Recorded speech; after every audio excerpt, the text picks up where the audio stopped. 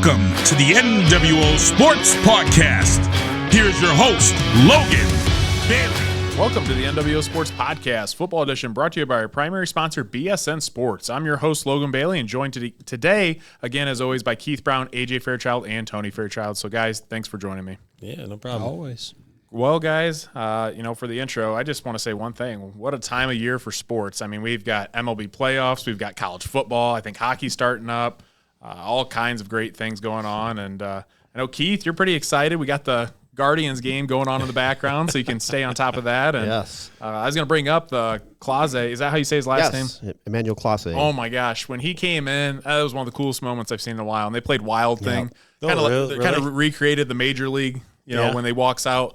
And they timed it up perfect. He's walking down the steps, he's putting on his hat. He gets right to the edge, and then they just says, you hear a Wild Thing just erupt, and it's pretty cool. So. Yeah, Saturday was an emotional roller coaster for me. I had the baseball game. That was back and forth. Lane Thomas hit the grand slam in the fifth, and Tigers just kept picking away, guys on base and everything. And Cleveland came on top of that. Then we had the Buckeye game at 8 o'clock. I'm already emotionally spent watching the baseball game, and now I got to go through this for another 3.5 hours. Good Lord. And Browns was yesterday, so I just kind of napped throughout that thing. So I don't blame you on that was a snooze fest. Saturday was just an emotional wreck for me for sports. Yeah, I did get a kick out because Saturday I went to the Fort Defiance Humane Society fundraiser event, casino night. And like I was telling you guys earlier, I was cracking up because me being a Michigan fan, Michigan had a bye week. So as the event was getting over, the Buckeye and Oregon game was on and showed that last drive. And, oh, my gosh, Buckeye fans were so mad. And I was just cracking up because they're saying fire Ryan Day and this and that, and Howard's just terrible and something else. But, a lot of excitement. I will say, guys, that there's about 10% of Buckeye fans that are actually knowledgeable and rational. Then the other 90% are some of those you just want to punch in the nose. That's very true. I consider myself and most of everybody here the 10%. But there are some Buckeye fans that just have no clue how college football works whatsoever. Yeah, I mean, the last drive, you mentioned the last drive, just a lapse in judgment all the way around. I mean, when the clock started running after the penalty, the coaches didn't understand it, and the players obviously didn't understand it. And they were trying to blame Will Howard, but when they showed the replay, you see Howard. He's trying to get the ball snapped. He's clapping and yelling, and you can see his hands moving like he's trying to get the ball snapped. And the linemen were just kind of like, whatever. But, they had a timeout on the board, and that's a lapse in judgment by the coaching staff as well. Like, somebody's got to be paying attention to that. Okay, wait, hang on a second. You can't let 8 seconds run off or whatever it was off the clock. And, and then, again, a lapse in judgment by Howard. He was trying to get some extra yards and just ran about 3 yards too far, honestly. But, with me, like I told everybody something, I love to back Will Howard all I can. But, dude, when you hit the ground, you should have been calling timeout right away. That would have at least given me some, okay, he was trying to get there and call timeout, but he just slid and didn't bother calling timeout or nothing. So, just a total lapse in judgment there in the last 30 seconds. All around, like you said. They're not just Will Howard. The fact that you got two of the best running backs in the nation behind you with Judkins and Henderson, and you're not utilizing them just to get – all you got to get is in field goal range. You don't even need to take shots at the end zone. Just got to get a few extra yards to be in field goal range, and you got two of the best running backs in the league right behind you, and you still got 45 seconds off on the board. And instead, you're throwing the ball downfield and end up with a pass interference call, and it – that use your huge weapons, man. Because that took them out of field goal range. It's like 15-yard penalty. Yep. It was a good game. game. You got down here the Lions and the Cowboys. I know. I just was going to bring up the Lions and the Cowboys because, like I said, there's a lot of professional sports going on and a lot of good things. But I had to laugh too because obviously everyone's either for or against the Cowboys. And I saw some memes, said, look at Dan Campbell. He's up so much he's trying to get some touchdowns for his offensive linemen. So he ran a couple of those plays. And then, geez, Aiden Hutchinson being a Michigan guy, that was a nasty injury. Holy smokes. But I didn't see, at first when he got hurt, I was kind of like, what happened? And he started pulling his gloves off right away, and they're showing real close. I'm like, what did he do? Break his arm or something? And AJ's like, they showed the replay. He's like, no, Dad, he grabbed his knee right away. You see his leg kind of slap into the other guy's leg. Yeah. And then they showed the replay when he came down, his leg just kind of goes. Looked like one of those slap bracelets that you slap on your wrist and just wrapped around. It made me queasy looking at that. Definitely broken, but.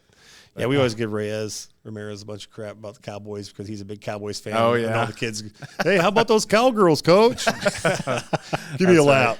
There you go. But no, there's a lot of excitement going on. So just want to touch on some of that because that's fun to talk about. But let's go ahead. Let's get into see how we did for last week's picks. And a couple games surprised us, but overall a fairly decent week from everyone. So myself and Logan finished in first place with a 17-2 record. Second was Matthew with a 16-3 record. Third was a tie between AJ and Tony with 14-5 records. And last was Keith Brown with 13-6 record. What happened, Keith? I tried to pull a couple upset specials there that kind of came back and smacked me in the nose. I think Tony was rubbing off on you a little bit. No more upset specials the rest of the way. Got to get back in this thing. But on the year, it's back to a tie in first between myself, Logan, and Matthew, with each having a record of 123-29, good for 81%. Third is a tie between Keith and AJ with records of 117-35, good for 77%. And last but not least, again, is Tony with a record of 115-37, so good for 76%. So, Tony, you're only 2 games behind. Yeah, and I honestly, the Defiance and OG game were 2 games that I thought about going the other way on just because everybody else picked the other way. Right. And I'm like, I'll go with the flow, and should have gone. I don't know. Well, from top to bottom, there's only 8 pick difference. Right. So we're all pretty much doing pretty well right now. All right. Well, let's get into Week 8 game recaps, and we're going to start with the NWO Sports Game of the Week. A little bit of a shocker for all of us here because we all had Defiance selected, but that's Defiance at Lima Bath. Lima Bath ended up winning this one big, 28-0. Looking at halftime scores, Lima Bath was up 14-0 on Defiance. Total offense for the game, Lima Bath 350 yards with 136 rushing, one of the top in the WBL. And Defiance had 163 yards with 96 passing, so very limited on the Defiance offense. Turnover battle, Lima Bath had 2 interceptions, and Defiance had 2 with 1 interception, 1 fumble. Some top players of note, Liberty Center running back Anthony Wilder, 10 carries, 33 rushing yards, 4 receptions for 31 receiving yards. Running back Noah Gomez, 11 carries, 48 rushing yards. Wide receiver Jordan Wright, 3 receptions for 39 receiving yards. So, guys, what are your thoughts on the NWO Sports Game of the Week, Defiance at Bath? Shocked. I was honestly shocked. Defiance been playing very well recently, and kind of shocked by that one. Yeah, I thought it'd be a little bit of a fight. I mean, two quality teams there. I thought there'd be a little bit of a fight. I definitely didn't think Defiance would get shut out. So definitely a shocker on that one. Yeah, same here. I mean, we all picked Defiance, and Defiance has been on such a roll lately that even though they were playing on the road at Bath, you just kind of assumed that Defiance was just going to carry that momentum into Friday night and bring home another win. But boy, oh boy, obviously the tides turned on that. And before this game, they were on a 5-game winning streak coming into this game. So, I mean, you would have thought that they would have easily kind of took this game. But, I mean, Lima Bath's a quality opponent. Yeah. But I think someone brought up a very good point that we were discussing before the podcast here, and they said Defiance did not have school on Friday. I don't know if it was from a teacher in service or whatever, and they asked, do you feel that played a role in their performance on Friday night? And my first thought is, heck yeah, it did. Yeah, because, as a former player at high school and the college level, if you're off your game and, especially at high school, you're not at school, you're not, focused. Some kids, I'm sure, kind of laid around a little bit, and then you get up and try to go play a game, and anything like that can throw your routine off. I mean, it's detrimental to a team. And I think, did it play in 100% effect in this? Probably not. But, I mean, I'm sure it had a large impact overall. I don't know. What are your guys' thoughts on this? Oh, I agree. I think if you get thrown out of the rhythm a little bit, not being at school and all that kind of stuff, it just depends on how they come to play that day. And if you how do you handle it as a coach? Do you bring them in and 8 o'clock and let's bring him to school and watch films, just kind of keep them on the schedule at least? Yeah. I think one of the things that we used to do, Keith had brought up, what about Saturday playoff games? That was really kind of a curveball and things. And I believe that you would kind of bring us in for, walk through at times, or depending on whatever sport it was in, walk through or just to touch base, watch a little bit of film, at least get your presence and get your kind of train of thought on the sport and the game and things like that. I think that can be beneficial too. Right. So, and I'm sure, did Defiance do that? I don't know. I'm sure that Coach Cooper probably did something to, keep his players interested and involved. And there's some schools, which I don't know that Sonora is one of those, but I think it's been like that in the past. But if there's no school on a Friday, then there's no activities permitted on site. Didn't you have that last year for the junior high? It's okay. Junior high is like that. High school may be different then. Yeah, okay. High school's different. All right. Yeah, junior high. If school's canceled, then all activities are canceled for the junior high. But that's not high school. That's what we kind of joked around about that. Like you get fog and they cancel school and you can't play a game. But by 5 o'clock in the afternoon, it's gone. Fog's gone, right? But they're always like, well, you can't have practice, none of that, because how the parents get the kids to the school and all that. I don't know, but yeah. We've always joked around about in the wintertime during basketball season, school's canceled. You got really bad icy roads, but we're going to go ahead and have the game at 6 o'clock. And it's probably worse weather now than it was, But yeah, some other notes I had from this game as well. Lima Bath held Defiance's rushing leader, number 2 rusher in the WBL, and Anthony Wilder, 46 yards and 11 carries. So Lima Bath defense was on point this game. Lima Bath also sacked Defiance 5 times for the game, so really putting pressure on the quarterback, Brett Zipfel.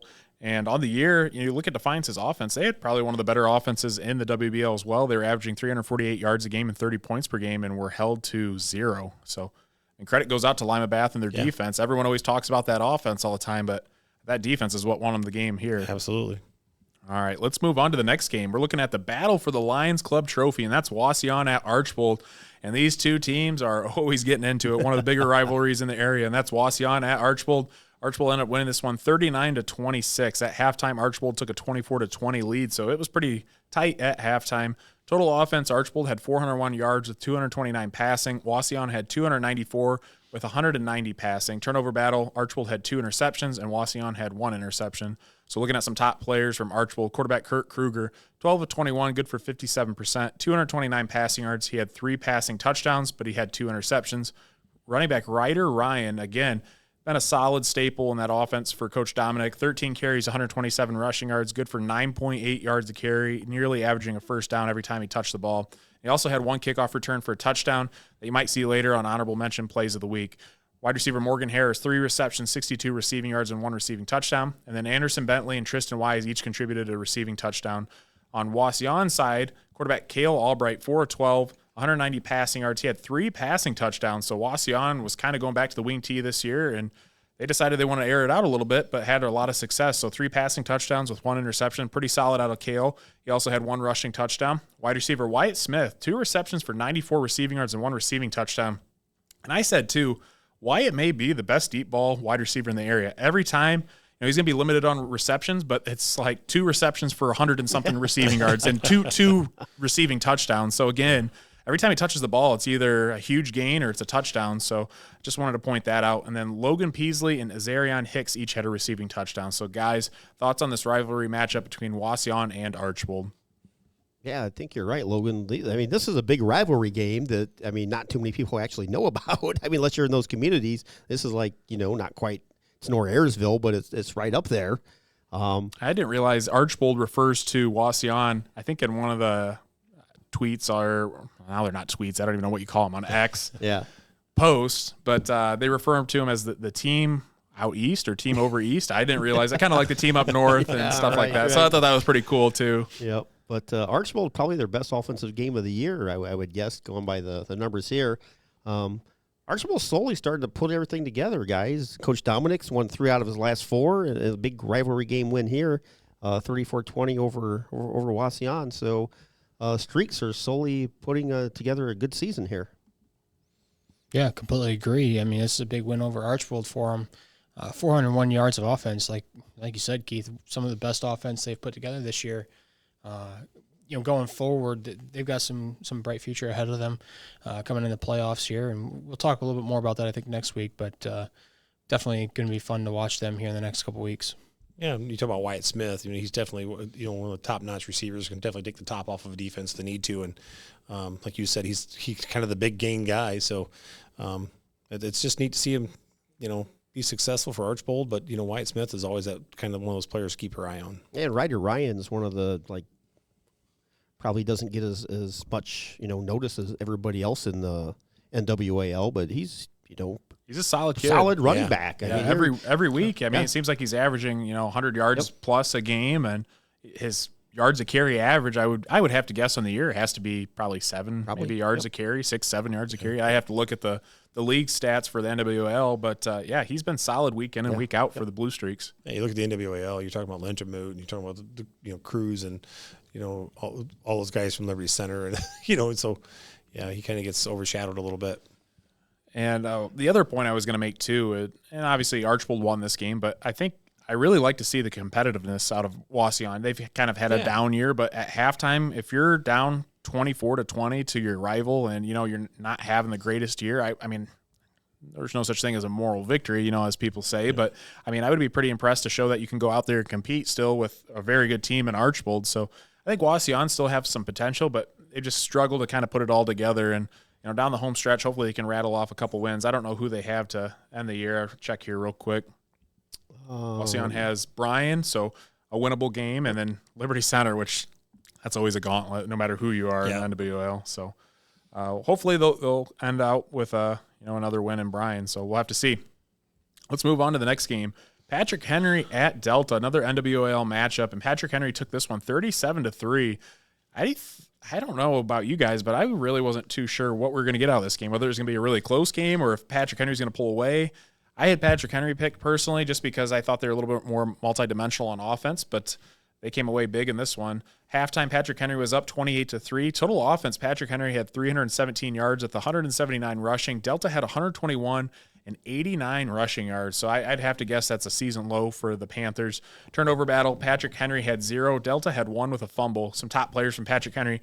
Quarterback Lincoln Krieger, good to see him out there recovering from that injury against Liberty Center, was on fire, 6-10, 135 passing yards. He had 2 passing touchdowns, 10 carries for 133 rushing yards, and also contributing 2 rushing touchdowns for 4 total touchdowns in the game. So he did it all on the offensive side of the ball.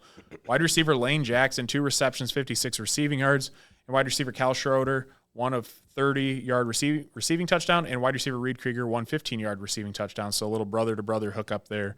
From Delta, running back Landon Lintermoot, 15 carries, 36 rushing yards. And quarterback Emrick Freeze, 4 of 9 for 32 passing yards. So, guys, thoughts on this critical NWL matchup here? Well, first thing off, we've been talking about Lintermoot quite a bit the last few weeks, but Patrick Henry just absolutely shut him down. That's right where I was going. 15 carries, averaging just over 2 yards a carry. That's painful for Delta when that's, the bread and butter of their offense, hand the ball off and shutting them down like that.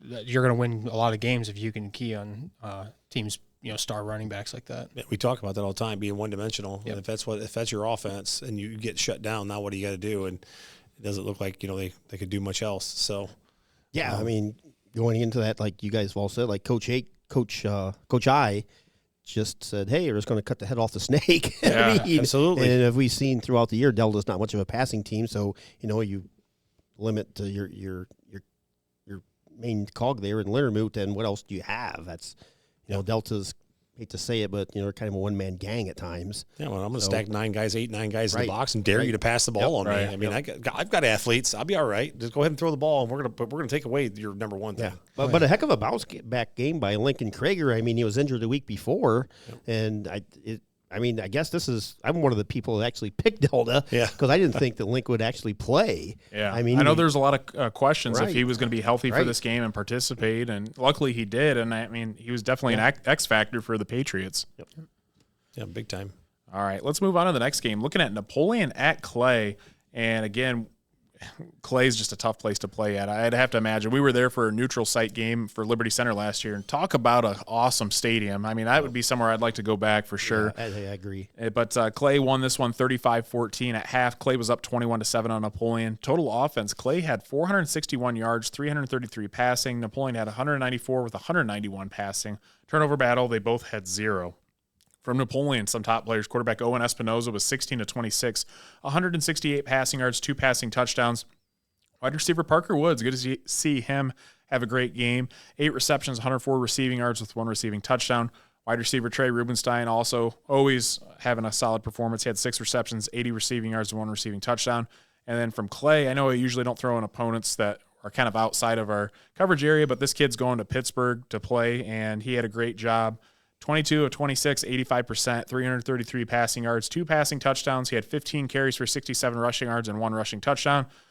So that's just evidence of why he's a 3-star commit going to Pittsburgh to play. Yeah. So, I mean, great job out of him. But, guys, thoughts on the Napoleon at Clay matchup? Like you said, just a tough place to go play. And unfortunately, Napoleon couldn't put it together here. And Clay did a nice job. And, like you mentioned, the quarterback there, just a great athlete.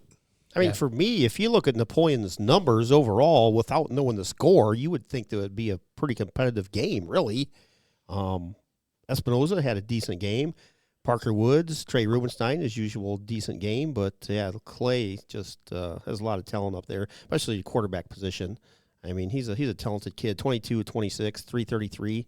So, yep. Which, going back to last year a little bit with the playoffs, shout out to the staff there because, they love football up there, and we got to see their facility, and it was a beautiful, very well-designed facility up there. So, thank you to those guys for last year welcoming us up there. So. Yep. Yeah, pretty cool. The locker rooms are underneath the stadium, and they get to walk out onto the field. And scoreboards and an eagle shape. Yeah. And then the press box is pretty cool. Oh, that's great. Basically, the entire front of it is all glass. Yeah, it's 2 levels. Or plexiglass or whatever it is, and 2 levels. And they've got those standing areas on the, I don't know, what is it, like with a little bar area, and that's got a kind of a pavilion area underneath, and just a great football environment. So definitely, if you get ever a chance to watch a playoff game or go watch someone play Clay, go check it out because it's one of the most unique, probably, stadiums in the area. I agree. So, hopefully go back this in a couple of weeks. Move on to the next game here. Looking at Salina at Ottawa Glandorf, and OG came away with this one. This was a huge matchup in the WBL, and they won 21-7. Total yards for this game, OG had 294 with 217 yards passing, and Salina had 210 yards with 150 passing. Sorry about that. Something fell in the background. Jumping over. They're getting attacked.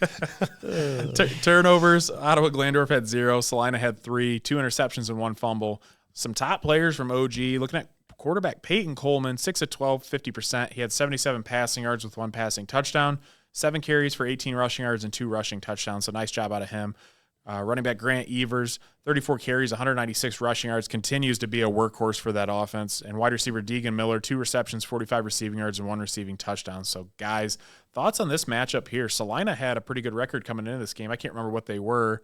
I can check here in just a second. They were 5-2 or 5-2. Yeah, Salina was 5-2 going in. So, yeah, very solid team, and they had played some other tough competition in the WBL. But initial thoughts here. Oh, just a big win for Ottawa Glandorf, which oddly enough keeps their alternating streak alive. Lost win all the way down. So, coming into the last 2 weeks here, Defiance week 10, better watch out because that's going to be when their win column hits again. So, but Ottawa Glandorf has been a very up and down team this year, but it's been interesting to watch them and follow them. For me,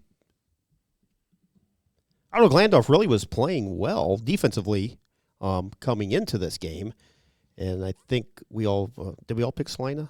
Yeah, I think so. Yeah, this was a game that got all of us. Yeah, it was one of those that it was at OG. I mean, like you look at it hindsight now, you're like, well, hey, boy, man, maybe we should have took OG, but and as AJ said, if we looked at the alternate wins and losses throughout the season, we probably would have had our clear-cut winner there. But, yeah, a heck of a job by OG shutting down Salina. That's really about it. I mean, Grant Evers, a hell of a game. He's had a good year so far. So the 3 turnovers. So I mean, that's huge in a game of 21-7. So that's but yeah, the OG was a game that I really thought about picking just because they were at home, and I kind of went with the crowd there with Salina. Yeah. Pure pressure. Yeah. And I think if you look at OG coming into this year, last season they went 1-9, had 1 win last year, and they're already at 4-4 this year. Right. If you would have said OG was going to go 500 or above this year, I probably would have said you're crazy at the beginning of the year, just because the last couple of years they've had a lot of struggles. Yeah. But Coach Schreiner has done a great job at sticking through, and so the kids have really bought in, and you can't really ask for much more. I mean, you're giving yourself a great opportunity to go out in the WBL and compete, and I'm sure I haven't looked at how they kind of line up in their region, but probably a shot at making playoffs too with 16 teams per region. I'd be curious, and like AJ had said, we're going to do a special next week on playoff picture and football and stuff like that, but OG's really making some noise this year, and it's awesome to see. Yeah, I mean, they play Lima Shawnee next week, very winnable game, and then they match up at Defiance. So, they have to put together 2 wins maybe, and then you never know. If they lose next week, then I'd say look out Defiance. Yeah. Yeah. Right now, guys are currently in 9th spot. Okay, so that's sitting pretty well. Wow. So if they pull off 2 more wins here, they're looking at maybe even hosting a playoff game, which is huge. That win versus Salina, that's going to get them a lot of computer points, because now whoever Salina beats the rest of the year, they're only going to get more points from that as well, and those second-round points. So, Yeah, OG I think is sitting pretty good for playoff pictures. So. Yeah, what a turnaround year for them. I mean, I know they're not like dominating, but to go from 1-8, 1-9, whatever it was last year, and the year before maybe 1 or 2 wins, to this year potentially hosting a playoff game. It reminds me a lot of like Napoleon last year. Mm-hmm. They went from having a couple of really tough years to all of a sudden, doing really well, and it's cool to see them doing this. And you look at some of the games this year, they lost a tough game to Liberty Benton at the beginning of the year, but Wapakoneta was kind of a blowout. St. Mary's, they lost 16-21. St. Mary's is a solid team, and they were competitive in that game. And then they go out and win against Lima Bath 26-0. I think that's what really kind of shocked us on the year and kind of brought our eye to see what OG's been doing. And then Van Wert, they drop a tough one, and Salina's a really good team. So, I mean, they showed that they are capable of winning against some quality opponents. So it's just a matter of consistency, I think, at this point for them. And if you're playing the matchup game, they beat Lima Bath 26-0. You just said, and they got to play Defiance, who just got shut out by 28-0 by Bath. So it kind of puts Defiance on the radar. They're like, okay, you better be ready to play that game. Yeah, definitely. Let's look at the next game. Looking at some Green Meadows Conference action. Edgerton at Fairview, and Fairview won this one 42-28. At halftime, Edgerton was up 21-12. Total yards for the game, Fairview had 404 with 297 passing. Edgerton I didn't have the stats for that for rushing. Turnovers, Fairview had 2 interceptions. Edgerton had 2 interceptions. From Fairview's side of the thing for top players, quarterback, defensive back, William Zedike was 17-30, 57%, 224 passing yards, 2 passing touchdowns with 2 interceptions. He had 17 carries for 94 rushing yards, 2 rushing touchdowns, 4 total touchdowns for the game.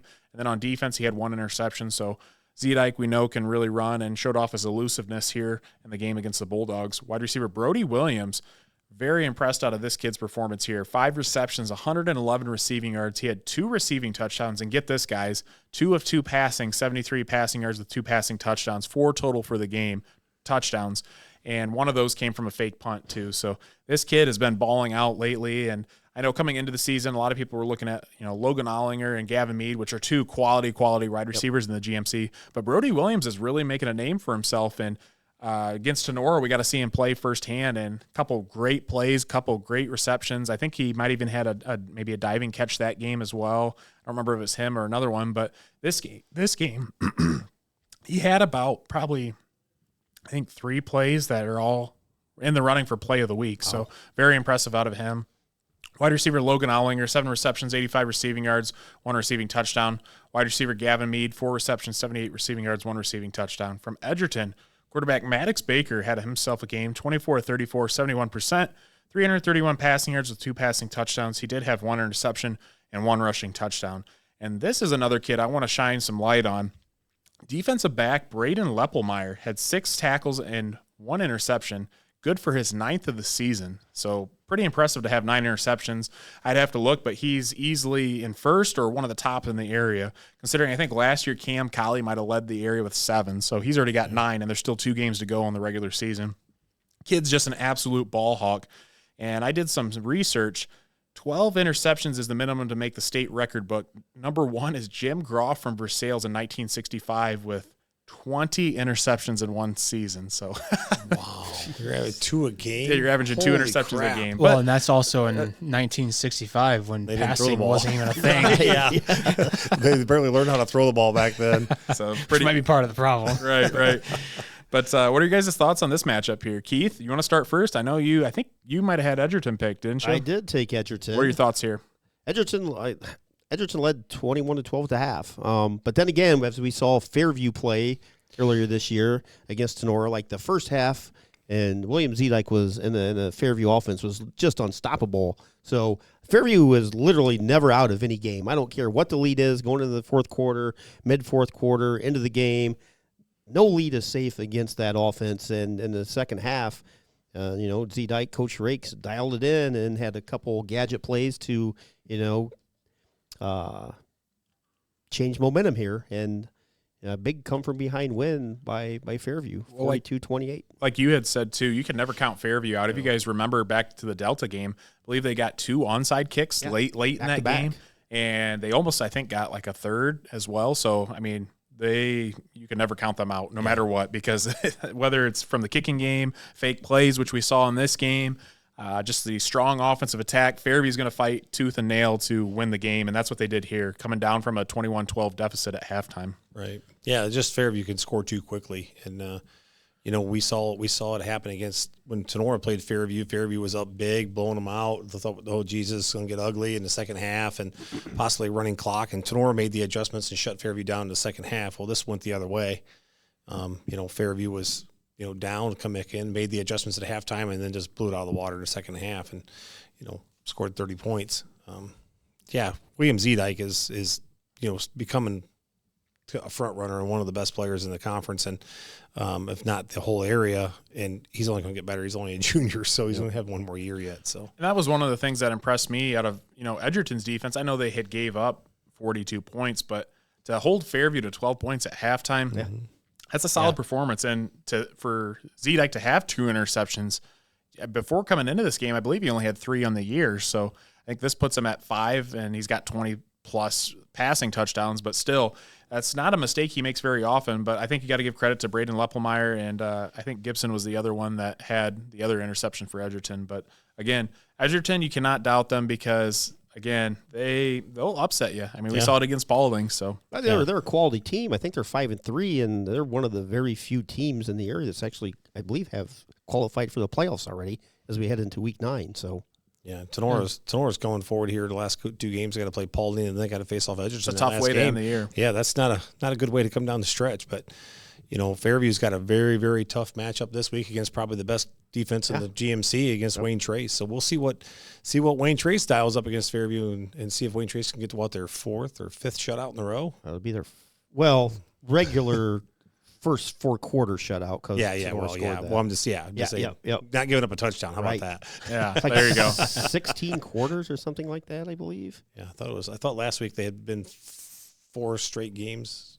I think something like that. 16. It's 16 regular quarters, excluding the overtime game against Sonora. How do you word that? Because they gave up 3 points to Sonora in overtime, but I mean in regular. I guess in regulation play. To me, it's 4 straight games without giving up a touchdown. So I think that's probably the best way to say it. Right. Yeah.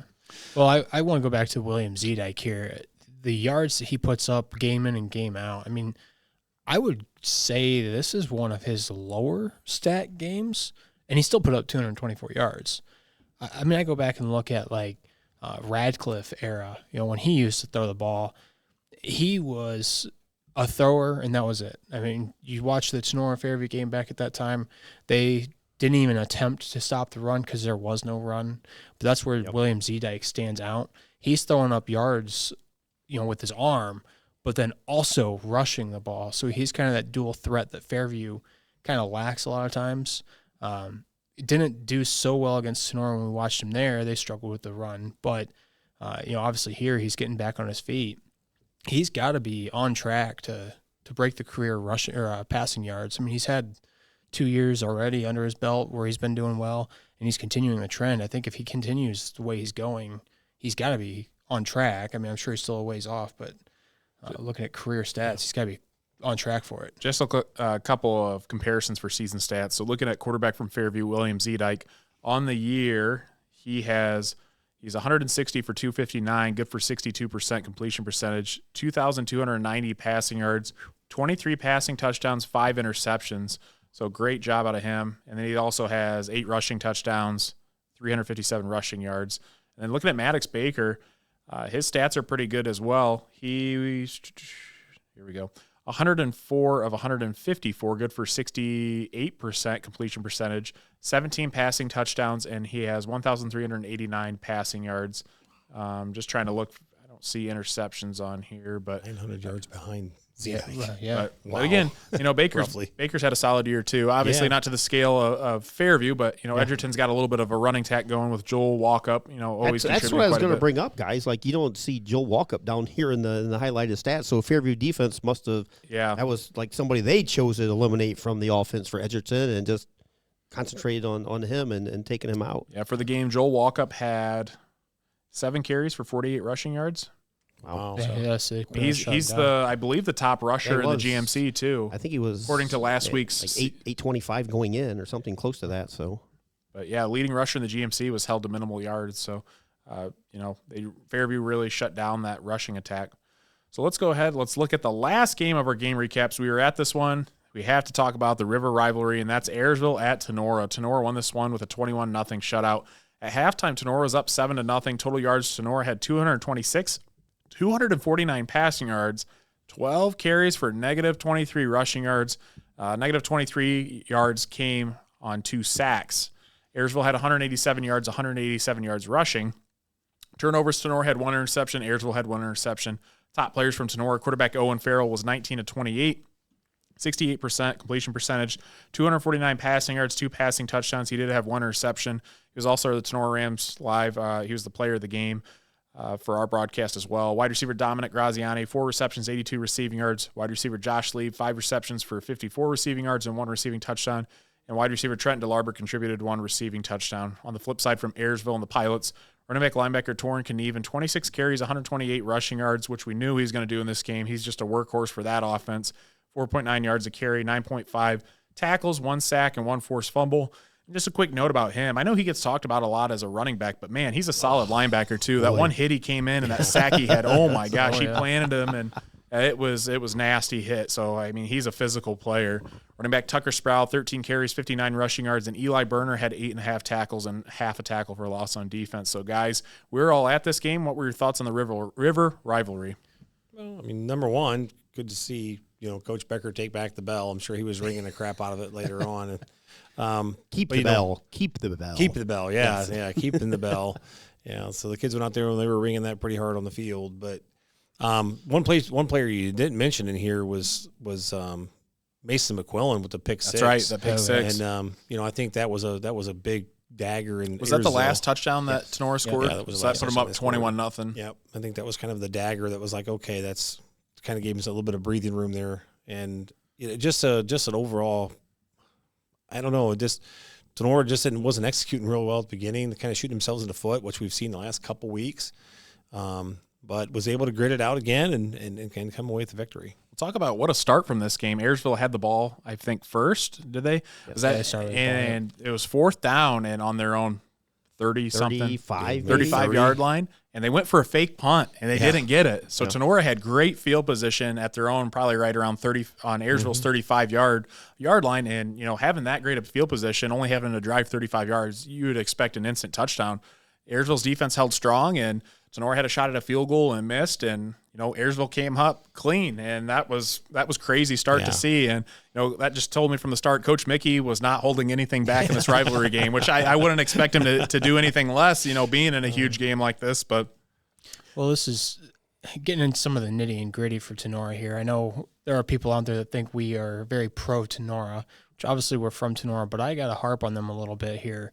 Their offensive line has been really struggling. Owen Farrell has a lot of passing yards, but, man, it seems like every time he's got the ball in his hands, he's running for his life. And that's going to take a toll on him. I mean, when you're running 30, 40 yards of play because you're running back and forth across the field just to wait for somebody to get open, he's throwing interceptions he threw, I think, 2 last week, 1 this week, and some of that's just him trying to get rid of the ball and a little bit of inexperience on where to dump that ball. And if Tenora doesn't get something figured out on the offensive line, they're going to really struggle against Paulding here and then Edgerton in the following week. I think the crazy thing is we watched this game in person, right? Yeah. You look at the final stat line. I would not have guessed that's what they would have been based on the play of the Ayersville offensive and defensive lines, because I know coming into this game, there was a lot of talk about, Ayersville's offensive line, defensive line kind of struggling because they lost a lot to graduation, especially the O-line. I believe they graduated 3 starters. Yep. So they had some new kids in, and they've really been trying to work their butts off. And I was really impressed personally, and I like watching offensive line guys. I mean, obviously, you guys know I played there. Everyone does. And I was very impressed. I mean, they were winning the line of scrimmage for most of this game on the offense and defensive line, and it shows. I mean, Ayersville had 187 rushing yards, and they were popping off run after run after run. They just couldn't finish in the end zone. And then on the other side, they held Tenora to negative 23 rushing yards. I don't know, when was the last time you've seen Tenora have negative rushing yards in a football game? I don't ever remember it's ever happened. Yeah. So I mean that has to say something about Ayersville's O-line and D-line, and just a great job out of them stepping up in this big rivalry game. They couldn't put any points on the board, but man, did they play hard in the trenches for the Pilots. Yeah, like coming into this game, we all said you throw the records out the door. Sometimes you're like, yeah, whatever. The Ayersville's coming in, just one win on the season. And boy, oh boy, this was just a hard-hitting game from start to finish. I think game plan for Ayersville going in was just basically keep the ball away from Tenora, which they did. I think they ran 34 plays in the first half to Tenora's 16. That's what I was going to say. They just basically kept the ball away from Tenora the whole first half. And we had that 7-0 lead going into halftime, and can't give Owen Farrell enough credit again, as you guys touched on. 249 yards, 2 passing touchdowns. But this kid just makes great decision after great decision most of the time.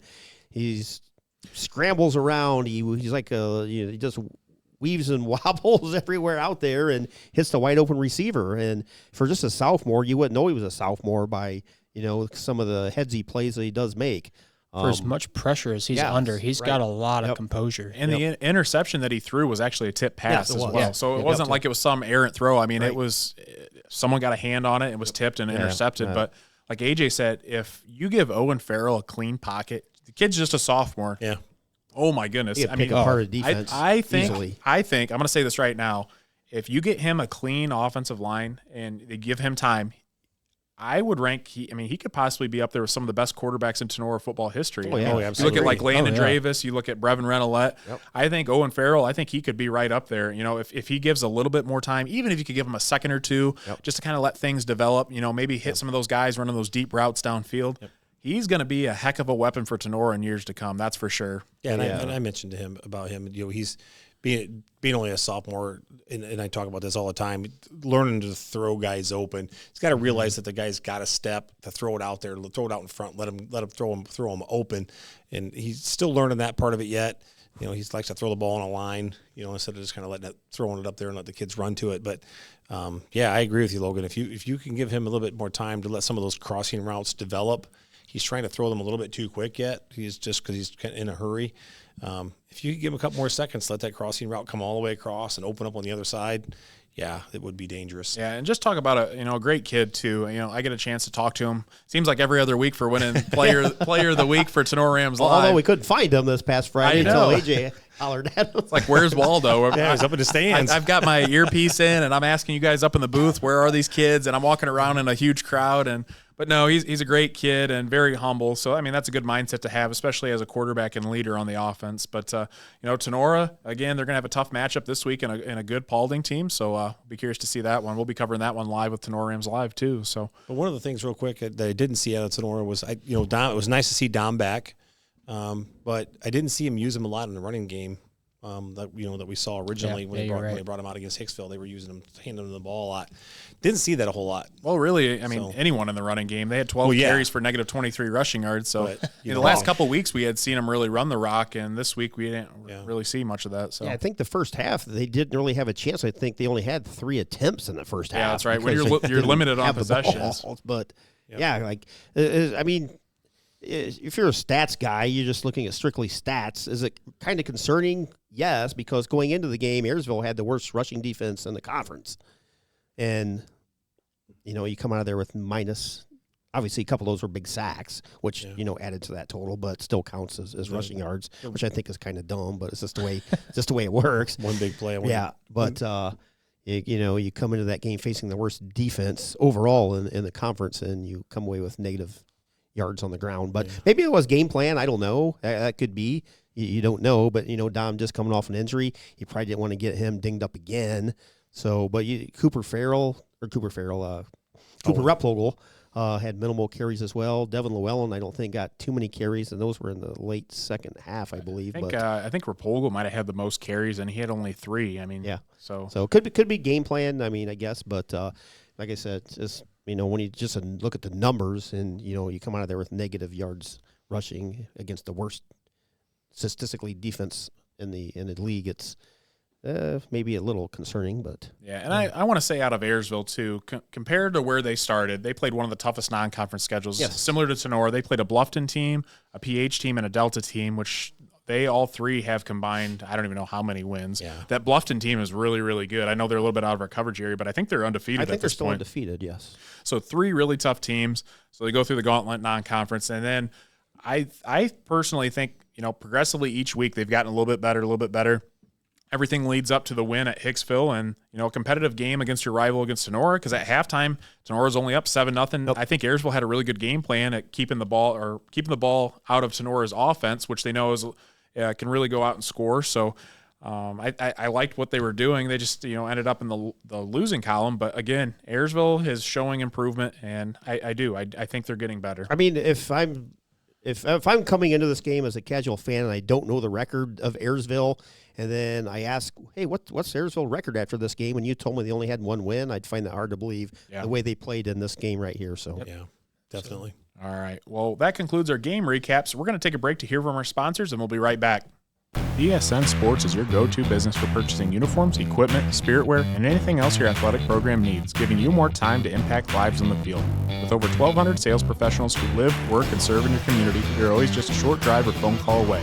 Be sure to give your local sales rep and Jim Garris a call for any of your athletic supply needs. Optimal Performance Fitness is your go-to gym in Northwest Ohio, providing group fitness classes, personal training, and sports performance sessions for area athletes. Located in Napoleon, Ohio. Give them a call today at 419-438-7265. Baden Stevens Body Shop is your #1 voted auto body shop in Northwest Ohio. We are your experts on all makes and models and are the only Chrysler, Ford, and GM certified collision repair center in the area. Located in Jewel, Ohio. Give us a call today at 419-497-3111 to schedule your free estimate. Come check out the Baden Stevens Body Shop difference. Back on the NWO Sports Podcast, and we are on to Play of the Week. A lot of great plays were sent in, some kick returns, some great catches, everything in between, but we're going to feature those honorable mention selections right now.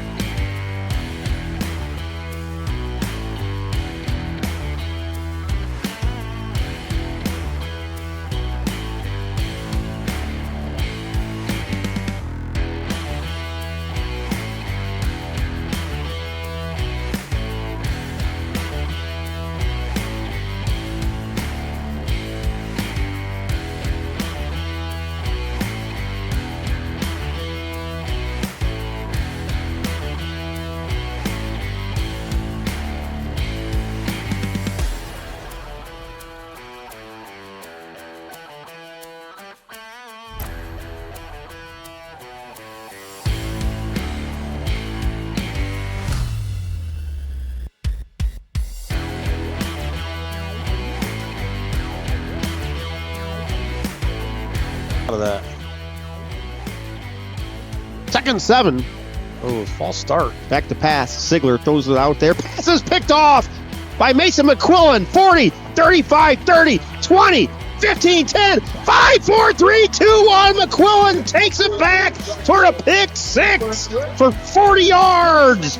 McQuillan takes it home. Rams with a 20-0 lead. As I always say, there can only be one. Play of the week this week is going to go to the Fairview Apaches versus the Edgerton Bulldogs. And that's going to a fake punt play with a pass from Brody Williams to Gavin Mead for 55 yards and a touchdown. Check it out right here.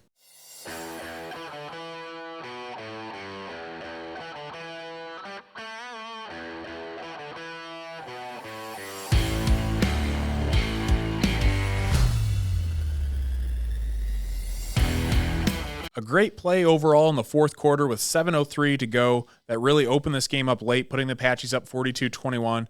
And this was just one of many great plays on the night from Brody Williams. I showed these guys all the other receptions and plays. This guy was a playmaker all night long. And you guys watching will have seen his plays on their honorable mention list that did not make it. But guys, thoughts on this great play from Fairview versus Edgerton game? I'll wait. Oh, number one, that was a heck of a call at that point of the game. Yeah. And number two, boy, oh boy, that was well designed by Coach Rakes. I mean, had a tight formation on the punt, then two guys just split out wide, and heck of a throw there by Brody Williams. Yeah.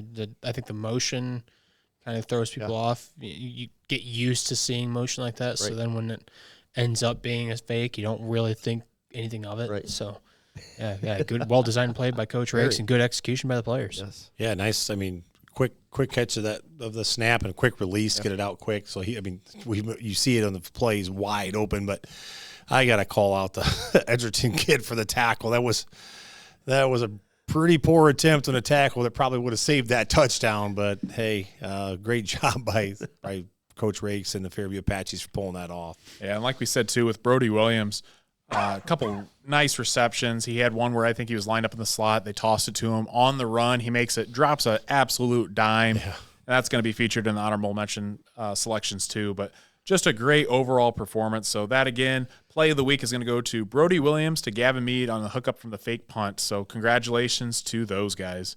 All right, guys, we're moving on to player of the week from week 8. A lot of guys made the list, so we're going to roll through who made the list and who kind of caught our eye for possible player of the week winner. First off, wide receiver from Fairview, Brody Williams. Running back, Archbold, Ryder Ryan. Quarterback, Wasion, Cale Albright. Running back, Paulding, Avery Cooper. Quarterback, Patrick Henry, Lincoln Krieger. Running back, Liberty Center, Waylon Rentz. Quarterback, Van Wert, Briston Wise. Running back, Columbus Grove, Trent Barraza. So, guys, who was kind of in your contention for player of the week? Start off. I'll start. For me, Trenton Barraza, 16 carries, 118 rushing yards. Not the blowout stat night that he's used to, but he had 4 rushing TDs. But the biggest thing is he broke 5,000 career rushing yards at Columbus Grove, and he also now holds the Columbus Grove record for 100-yard games with breaking that record at 29 with 29. Breaking Blaine Magg's record of 28. So just an absolute phenomenal career for Trenton Barraza, and we keep talking about him week in and week out. So just a very good week again. I'm going to go back to Owen Farrell. He didn't put up like the number 1 top stat for the week, but he did put up some very respectable numbers. And again, we talked about it. It even came on plays where he had to be a playmaker. He wasn't just going out there and dropping back and slinging the ball. He was running for his life and making those plays happen. So to be able to go out there and accomplish that under that much pressure, constantly running for your life, I mean, what a great quarterback he is. I chose Waylon Rentz, 13 carries, 239, 2 rushing touchdowns, averages close to 20 yards a carry. Just imagine, guys, if Rentz would, say, get 20 to 25 carries per game. I mean, he probably averages 10 to 12. Well, that's the thing with a lot of these great running backs. It's limited sample size from Rentz, and, not only is he there, but Thomas Moeller, Garrison Cruz. Yes. So you have 3-headed monster there, and, you talk about Trent Barraza as well. I mean, they're probably pulling starters at halftime. Most of the time they got a running clock, and so they're very limited. But, yeah, go ahead with your point, Keith. Yeah, he's had a heck of a season. On the offensive side. But, if he would, say, like I said, get 20 carries a game, I mean, good Lord, probably leading the area in rushing. Yeah, 18.4 yards a carry this past week. That's just unreal. It's probably one of the more impressive, like, looking at limited sample size, 13 carries, but, 18.4 yards a carry. I don't know if anyone's matched that.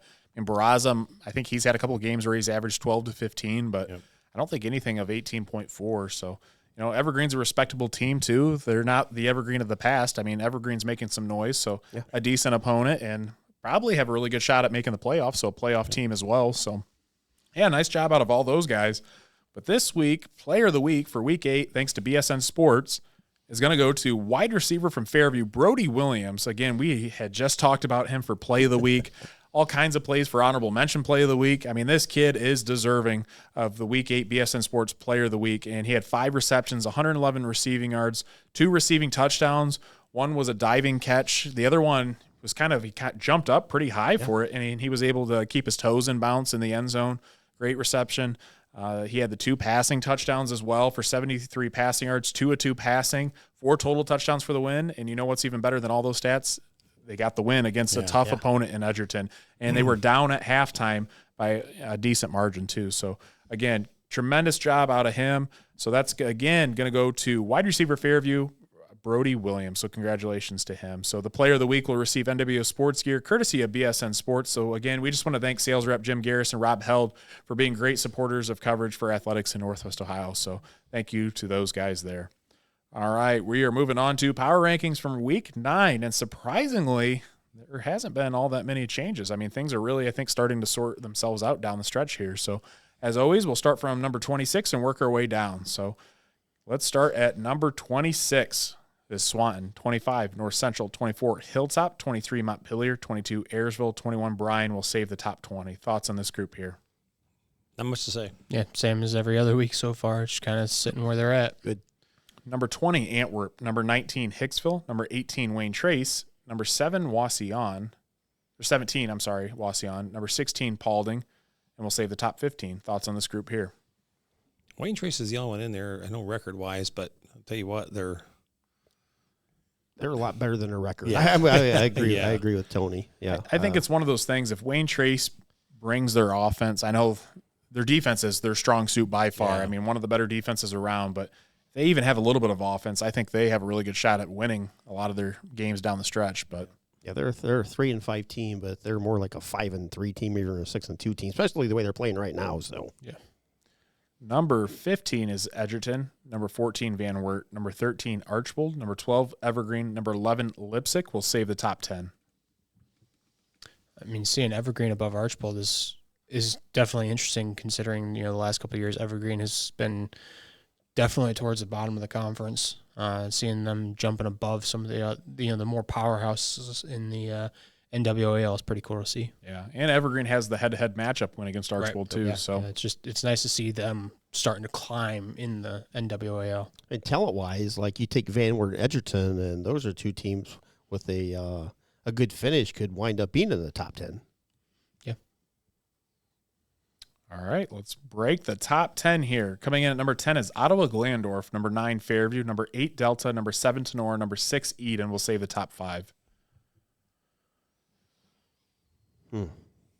It's kind of tricky yeah. here. I I mean, think. the OG's win. That's big for them to get moved up, and I mean, Tenora beat Fairview, Delta beat Fairview, so I mean, that's Yeah. pretty well the way it should be. yeah, On paper. yep, on paper. The only question I would have would be Tenora Delta, maybe flipping. It's hard to say. I mean, at Delta, I don't know. Well, I don't know the way Sonora, the way Ayersville ran against Sonora. You're probably right. Yeah. Once you move Linderman could have a pretty good game against Tenora. Hey, they used to play each other. I know. Yeah. Second game of the year. Let's look at the top 5, and there's a little bit of controversy at the top that I heard from last week. So number 5, Napoleon, number 4, Defiance, number 3, Patrick Henry, number 2, Liberty Center, number 1, Columbus Grove. And the big glaring question here, does Columbus Grove belong above Liberty Center? Back and forth. I know that was a lot of talk here over the last week in the rankings. What are your guys' thoughts on that? I mean, I think they're so neck and neck. I think it's just a flip of the coin here. I mean, that we talk week in and week out what that matchup would look like. I think Columbus Grove has been consistently beating up on everybody they play. Liberty Center did have a pretty tight game against Patrick Henry. So I don't know. I mean, Patrick Henry is also a really good ball club too. So it's hard to say, whether that was Liberty Center struggling or if that was just Patrick Henry playing very well. But Columbus Grove hasn't really had much of a challenge yet. They've been playing good teams. Don't get me wrong. I'm not saying they aren't playing against good competition, but their level compared to everybody they've played, they have absolutely smoked everybody. So I will say, and this is really interesting, I'm not going to say who it was, but a player on Patrick Henry, so Patrick Henry has played both teams, a kid that has a substantial impact on Patrick Henry's team, said that Liberty Center would beat Columbus Grove by 4+ touchdowns. I don't know if I agree with that. Well, I don't know about that. This is coming from a kid from Patrick Henry. Again, like I said, I don't want to throw out names. Has substantial impact on the team. Said that having played both teams, that Liberty Center would beat Grove by 4+ touchdowns. I'm not saying he's right or wrong, but if Columbus Grove was healthy with Landon Best, which clearly they're not, I guess it depends. Are they playing as they are now or as they could be full strength? So, I mean, I don't know, man. Columbus Grove this week, they were at 42-0 at halftime. Yeah. So they're still they're just a wiping very people out. high-power offense. Yes, I agree. Even without Best. And one thing I do want to say, so Liberty Center, Patrick Henry, Krieger went out, Cruz went out, Stephen Brogan went out. So they had some injuries, right? Well, Columbus Grove, the last half of that game, they played without their starting quarterback. Yeah. And they created, 5 turnovers, 5+ turnovers against a healthy Krieger and Patriots. Yeah. I don't know. I'm just saying. So I know some people have said, well, I think they said the comment that, well, Patrick Henry would have won if they didn't have 5+ turnovers. Well, no duh, they would have won if they didn't have 5+ turnovers. But turnover is part of the game. But at the same time, you cannot discredit the Columbus Grove defense because those turnovers just don't happen on their own. It's not like the quarterback is throwing them right to the defense. I mean, Patrick Henry has a really good offense, and Columbus Grove earned those turnovers. I mean, there's no other way to say it. I mean, you cannot, and that's the thing that was driving me nuts is people are trying to discredit Columbus Grove's win against PH because they had 5+ turnovers, and I'm thinking you create the turnovers. Shouldn't it be the opposite way? If you're creating 5+ turnovers, shouldn't that to the Ohio State game this weekend here? Henderson had a fumble early in the game that was absolutely forced by Oregon. People are like, "Oh, Henderson lost control of the ball." No, that guy came in there and ripped the ball out of his hands. Yeah. A lot of these turnovers, people think, "Oh, it's just ball security." It's like, no, the defense is trying to cause that, and some teams are better at it than others. And Columbus Grove goes in there and causes that many turnovers.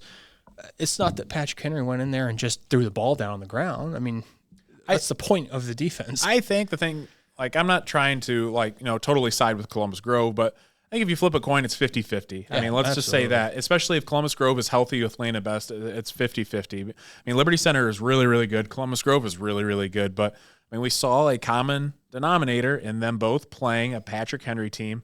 And, we kind of saw the different variables, like I said, with injuries and who was healthy and who was not. And we saw how they performed. And, I mean, in that matchup, Columbus Grove, I think, did perform a little bit better than what Liberty Center did. So I guess that's my 2 cents when it comes to that. Yeah, I think we're just kind of defending Columbus Grove a little bit because everybody's against him. 27-13 to 21-15. That's the scores in the game. So, I mean, Columbus Grove beat Pease 27-13. Liberty Center beat them 21-15. I mean, literally dead even, right? Yeah. And I was just figuring out the reason I was so quiet. I was adding it up. Columbus Grove has outscored their opponents 351 to 87. Liberty Center has outscored their opponents 332 to 29.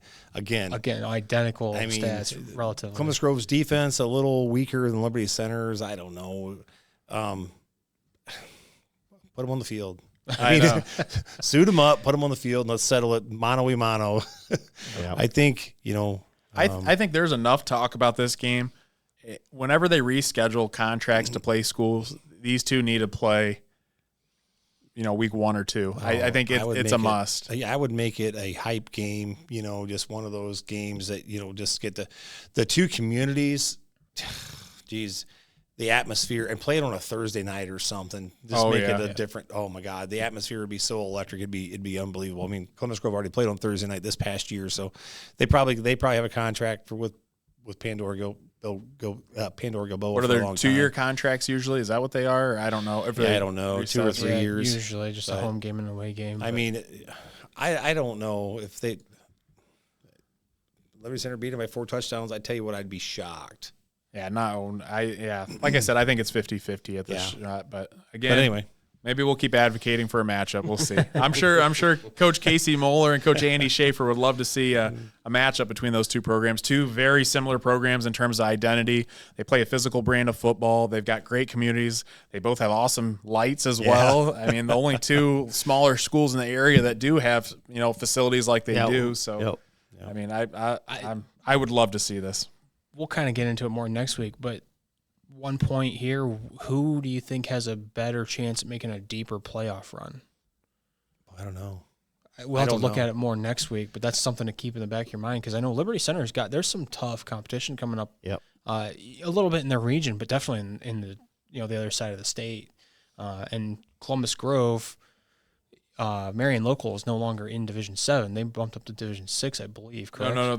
Local is in 7 with Grove. Oh, they would match up potentially in the semifinals or finals with Grove. So. Oh, that's right. Yep. So Kirkland's in Division 6, but I think is Liberty still Division 5? I think so. Yeah, they're Division 5 still. So Columbus Grove very easily has a shot at state semis, maybe even state finals this year. And Liberty Center is definitely not out of that shot either. We'll talk about that more next week. All right. Well, I think that's good enough for a power rankings. Let's wrap things up with Matthew's players of the week to watch. So Matthew says on offense, he is looking at running back Torrin Knieven from Ayersville. Reasoning is Antwerp has really struggled on defense, giving up double-digit points in all of their losses. So I think that will be leading to a big night for Knieven. On defense, Joel Walkup from Edgerton. Reasoning is Hicksville has struggled on offense this season, and I think Walkup will take advantage of that and have a big night and disrupt the running and passing game. So thank you to Matthew for his analysis there. And again, all the players that he calls out have typically, probably 99% of them have great weeks. So keep an eye out for those. All right, we're going to take a break to hear from our sponsors, and we'll be right back with everyone's favorite segment, the Hot Takes, presented by BSN Sports. Marco's Pizza is honored to sponsor NWO Sports, serving your pizza of choice in Northwest Ohio. Defiance, Archbold, Wauseon, Delta, Bryan, Napoleon, Paulding, and Montpelier. Order online at marcos.com today. Remax Realty of Defiance has represented Defiance County for nearly 40 years. Located at 1401 South Jefferson Avenue in Defiance, we have 13 agents ready and available to assist you in home buying or selling needs. You can check out all the listings at www.remax419.com or call us at 419-784-3029. Let our years of experience go to work for you. For 26 years, Burkholder Taxidermy has been Northwest Ohio's trusted full-service taxidermist. From game heads to lifelike mounts, we provide exceptional quality and craftsmanship. Preserve your memories with Burkholder Taxidermy, where experience meets excellence. Located at 19331 Buckskin Road, Defiance, Ohio. Give them a call at 419-782-9538. Fairchild Family Chiropractic aims to help families to get better together in the least invasive way possible. Dr. Fairchild focuses on the neck using the Blair technique and Palmer package, adjusting to correct spinal misalignments. Located in Defiance, Ohio. Call Dr. Fairchild today at 419-576-5070 to schedule an appointment. DeLarber Concrete and Hauling is your go-to provider for concrete and hauling needs. Flat work, pole barn floors, driveways, and patios. Hauling services for stone, mulch, and dirt. Call Josh for your free estimate at 419-576-0401. Jimenez Basketball Academy strives to create an atmosphere to cultivate basketball fundamentals in Northwest Ohio youth athletes, offering one-on-one sessions, group sessions, speed and agility training, and much more. Located in Pettisville, Ohio. Call Coach Jesse today at 419-551-8105. Check out Tenora Rams Live. Live events broadcast on YouTube and post-game results, articles, schedules, and more can all be found on tenorarams.com. Feel free to look up their Twitter, Facebook, and Instagram pages as well. Northwest Ohio Basketball hosts premier basketball tournaments for boys in grades 3 to 8 in the area. Upcoming tournaments are right around the corner. Give them a call today at 419-283-5296 or check out their website at nwoball.com. The Drop Zone Pizzeria is the #1 voted pizza restaurant in the region. Check them out for pizza, wings, subs, and more. Located in Ayersville and Stryker, or ask them about their traveling food trailer. Trueland Equipment and Salesman Lauren Brown are your go-to for John Deere equipment in Archbold, Ohio. Mowers, compact tractors, skid loaders, and more. Your sales expert on commercial turf and CCE sales. Give Lauren a call today at 419-445-1565. We're back on the NWO Sports Podcast, and we are on to the Hot Takes presented by BSN Sports. So again, thank you to all those that continue to submit those. Each week I put out a post, and you guys can comment Facebook, Instagram, X, anything. Send them to me, email, whatever, and we'll pick some of the better ones to feature on the podcast. So the first one, and we have some interesting ones this week. We're going to start things off with a good conversation here. A kid whose parent coaches at home can't be coached on the field. Quit reliving your glory days, Gary. Hang the Letterman jacket up and let the coaches coach. Know your role, Dad. Tony had brought up, I didn't think about this. I thought he was just using the name Gary as a Karen, Right. Tony said maybe he's calling someone out. I don't know, but that's pretty funny if he is. But so basically it's talking about, kids getting coached up at home, kind of interfering with the coaches, at the high school varsity level. So who wants to kick this one off? I think this is an interesting topic, and I think it's something that a lot of coaches deal with, and I think it's a hot conversation, a hot topic for sure. Well, I think we turn it over to Coach. It's a problem, big time. I have the talk with my parents every year. We go over kind of our expectations, and being a travel ball coach from way back and having parents coach in travel ball, and I literally almost got ejected. I almost got ejected from a game because a parent was going crazy and yelling at the umpire, and the umpire turned around to me, and I was already heading down to take care of the person, and the umpire turns to me and says, "Coach, if you don't get him out of here, you're gone." I'm like, "Whoa, hang on, I'm not doing anything, and I'm coming down to take care of it." But if you have parents that don't support what you're trying to do as a program, it can turn into a virus in a hurry. 100%. And spread like wildfire.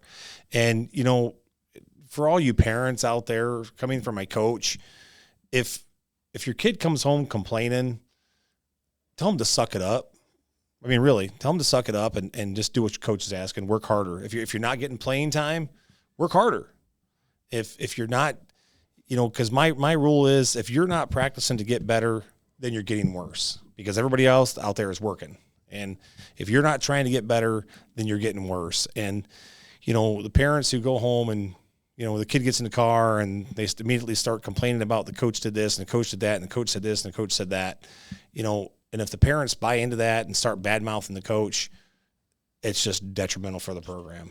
Yeah, you're going to nosedive. And parents need to support what the coaches are trying to do. Yes, sometimes we're going to be hard on your kids.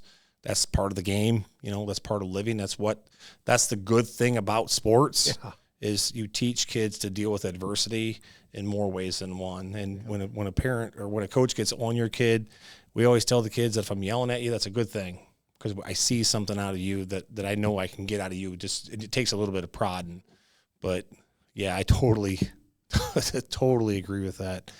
That if the parents are bad mouthing you behind your back, it can be bad. Yeah, I agree. I don't like when people say that the name game gets played with coaches and things like that. I'm sure it happens. We all kind of experience that where like you might think somebody deserves it more, but because they don't have the name, they don't get the position. But that's going to continue to happen the rest of that player's life. I mean, that kid's going to grow up. He's going to get in the workforce. Same thing's going to happen. He might get passed over for a promotion. It kind of falls back on the parents to explain that to the kid that this is something you're going to deal with in life. If you don't like the outcome, work harder. Don't undermine what the boss or the coach or whatever is trying to do because they have a vision for what they're trying to accomplish. And if you don't like it, it's their team. I mean, leave. I know at high school it's a little different because you can't just leave the team, but you've got to learn to work with what you've given. So, yep. Keith, that's a great topic. I mean, it probably, at least for me, I probably see it more at like a younger level, like for baseball and especially softball. Always got the parents that want to coach from behind the fence. As Coach Fairchild knows so well, it's probably harder with those two sports.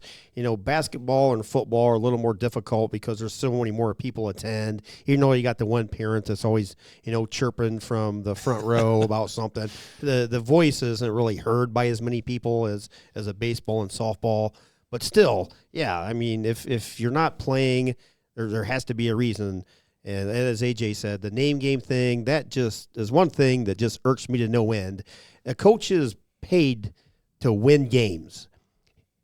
He's not paid to play his friends, players on the field or court, the diamond, wherever. If you're serious about winning, you're not playing your friends' kids if they're not going to make you more talented on the field. Correct. I mean, so parents that think that just drives me crazy. But I mean, getting back to I guess the original point is, yeah. I mean, if your kid comes home and just does nothing about complaining about coaches for 2 or 3 hours, suck it up and go play better. Like during the off season is when you're going to get better at any sport, really. Yep. And nowadays, kids, how many kids do you see outside shooting baskets during the summer?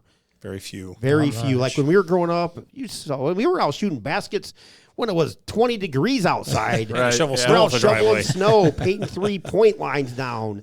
and we're shooting baskets in middle of this. Well, back when it snowed, in the middle of December and January with the basketball that won't bounce after the first 10 minutes because it gets cold. Yeah, so cold. But we're still out there, chucking threes. But you don't see kids do that stuff anymore. I still remember to this day that going out and shoveling football lines. Oh yeah, right. On, we did that Thanksgiving too. weekend. Yeah. Yep.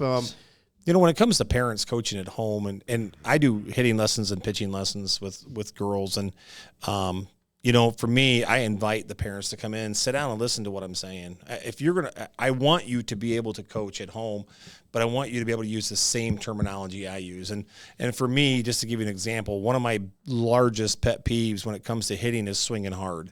You see it all the time at the youth league. Swing hard, swing hard, swing hard. And I never want my kids to swing the bat hard. I want my kids to swing the bat fast. Bat speed is what you need. And you'll hear parents, swing the bat hard. Come on, swing hard. And as soon as you tell a kid to swing hard, they muscle up, and then they just get all tense, and then everything slows down, and then the swing looks like crap. And so I invite my parents, come in, sit down with me during a lesson. Yeah. Sit right beside me, stand right there, listen to what I'm telling them. So that way, if I'm telling a kid to firm up the front side or, to swing fast, so you're using the same terminology when I'm not around. For instance, if your daughter plays travel softball or something, and when I'm not there to help her, at least you're using the same terminology that she's been learning from me. So, parents can coach at home as long as they're coached how the varsity coach wants it. I guess that's the way I'm looking at it. And I think, for my thoughts on this, I think there's a fine line on this. I think, coaching your kid at home is great. Spending time with them. If your kid's interested in sports and wants to be the best they can, and, you have experience playing the sport or playing at the next level, 100%. When I have kids, I want to work with them if they're interested in sports. Yeah. I want to work with them as much as I can to give them the opportunities or the knowledge that, maybe I didn't have at that point. And so they can be even better, than what I was. But I think there's a fine line. So if you're going home and you're coaching your kid up, great, trying to work on things. But if you're sitting there and you're telling them, well, you need to do this instead of your coach telling you to do that and this and that, and you're contradicting that, that's going to create a problem. And this is where it gets tough. There's all different levels of coaches. There's some coaches that are very good and they know what they're talking about, and there's some coaches that are very bad and don't know what they're talking about. But there's a fine line of where you cross and what you say to your kid, I believe, because the moment you start putting in your kid's mind, your coach doesn't know anything what he's talking about. This Correct. What's that going to carry over? Like you had said earlier, that is very toxic. Actually, I had a conversation with some parents earlier in the year. They were coming at me talking about stuff about coaches, and I said, the big thing is, you start talking about the coaches and stuff, and everyone's entitled to their own opinion, whether it's good, bad, or indifferent. But you start saying stuff to your kid, and you start saying stuff to, so-and-so, and it starts spreading over and over, and, and you don't let it go. Obviously you can we have conversations about things, and good Lord, we talk all the time about the good and bad and indifferent. Yep. But you start crossing that line, that's when the toxicity reaches to teams, and that's when it just eats teams apart. And that's what ruins great teams. That's what ruins great athletes. So I really liked your point you had said about that.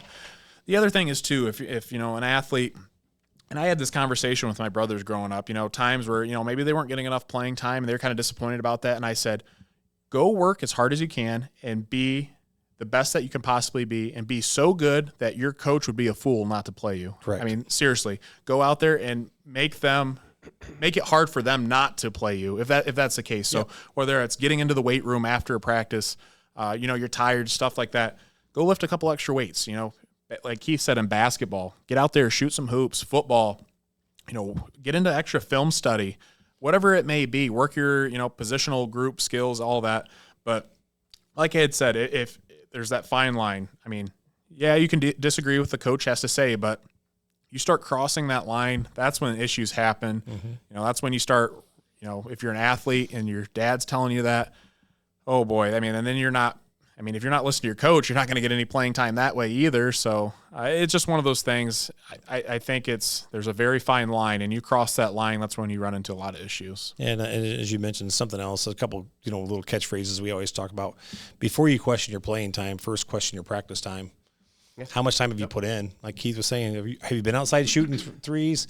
You look at the absolute greats, the Kobe Bryants, the Michael Jordans, and just go do some study on how much time those guys spent in the gym when the stands are empty, when there's nobody around, just shooting buckets. Caitlin Clark, for example, same thing, just shooting buckets one after another, after another, after another, after another. And, you get in those situations, if you're going to question your playing time, how much time have I really put into making myself better, being in the weight room, taking extra swings on the tee, positional stuff, out kicking, whatever your position is. There's always things you can work on. And another thing too, be present when the opportunity arises. That's a huge Take thing. advantage of your opportunities. In football, how many times you see kids kind of in the back of the, along the sideline in the back row, kind of chit-chatting and doing social hour, and then they go and complain that they're not playing. It's like, well, when that coach turned around and needed somebody to go in for a lineman, or they needed a replacement for one of their defensive ends, they turn around and they see the first person they know plays that spot. If you're there, you're much more likely to get thrown into the game because you're present. Yep. You got to make the most of the opportunities. You could talk about like Tom Brady, for instance. He was not anybody's first choice, but he was there for the opportunity. And when he got the opportunity, he made the most of it. And we all know where that story went. Yeah. You got to be there. Yeah, that's a great point. When you get that opportunity, if that opportunity comes around, you can't go out there and lay an egg. Right. You know what I mean? Absolutely. And Tom Brady is a great example. He didn't lay an egg. And so this topic actually leads to another point too. Not only coaching, but if kids are getting criticism or from fans or whoever, use that as motivation. Don't necessarily use that as a direct insult to you. And this is a prime example. When I was in high school, I still remember this vividly. I think it was my junior year, playing basketball, and I had someone, and I remember exactly who it is, complain about my free throws. And granted, my junior year, I was not good at free throws. I was probably shooting 50%. The stereotypical Shaq at the free throw. Well, not as bad as Shaq, but probably about 50% or so. And the one parent on the team was really criticizing me. And what did I do? Did I let that affect me? Yeah, I let it affect me. I went out there and I changed my form. I shot so many dang free throws after that moment. And I used that opportunity of criticism to drive me. Like, a lot of people out there saying, well, he said this or that. Use that as motivation. That's fuel to the fire. And I love that. I went out my senior year and I changed my form and it probably improved by 15 to 20%. I was probably shooting 65, 70%, in 1 year. But I used that comment and those words, and I still remember, like I said, exactly who it was to fuel the fire. And nothing, I have no ill feelings towards that person, but man, do I remember those specific words to this day, and they continue to fuel the fire, and that's what really motivated me. I feel like a lot of times too, kids, they let little comments really drive them nuts. Yep. But take that as motivation and run with it and make yourself better. I think that's a big thing. People tend to respond in one of two ways. Either they use that as motivation or they shut down. Yep. And they don't respond well to it. And that's the same AJ had brought up in life. There's going to be all kinds of opportunities in life that present itself, good, bad, whatever it may be. But, take the most out of that situation and turn it into a positive. Things aren't going to go well all the time, but, try to make the best out of it and use it to continue to improve yourself. Be self-critical of yourself too. I think a lot of times too, I see kids get really complacent with things. And, the moment you ease up or you stop working hard, someone's going to surpass you. There's someone out there that's always better than you, no matter what. Even if you're playing, Division I college football, Division II, Division III, whatever, high school, someone out there is always working harder than you. And every moment, like you had said, if you're not working to get better, someone else is out there. So that's just kind of my thoughts on that. And really quick, one more thing. AJ mentioned, being ready. For me, especially as a coach, coaching both football and softball, I commended my daughter for being able to play multiple positions. She played all the different positions, travel ball. So, when this position, hey, go play shortstop. Well, okay, I can play shortstop. Well, go play second base. Well, go play first base. Well, go play third base. Well, go play this. Go play that. And, I always tell the kids, you don't want to be standing there when the coach turns around and go, you can't play that position. Oh, that's another hot topic. 100%. So for me, and I'm going to give a shout out to a couple of my 8th grade players on here, Hunter Sproul and Isaac Roofer, for us on the 8th grade level have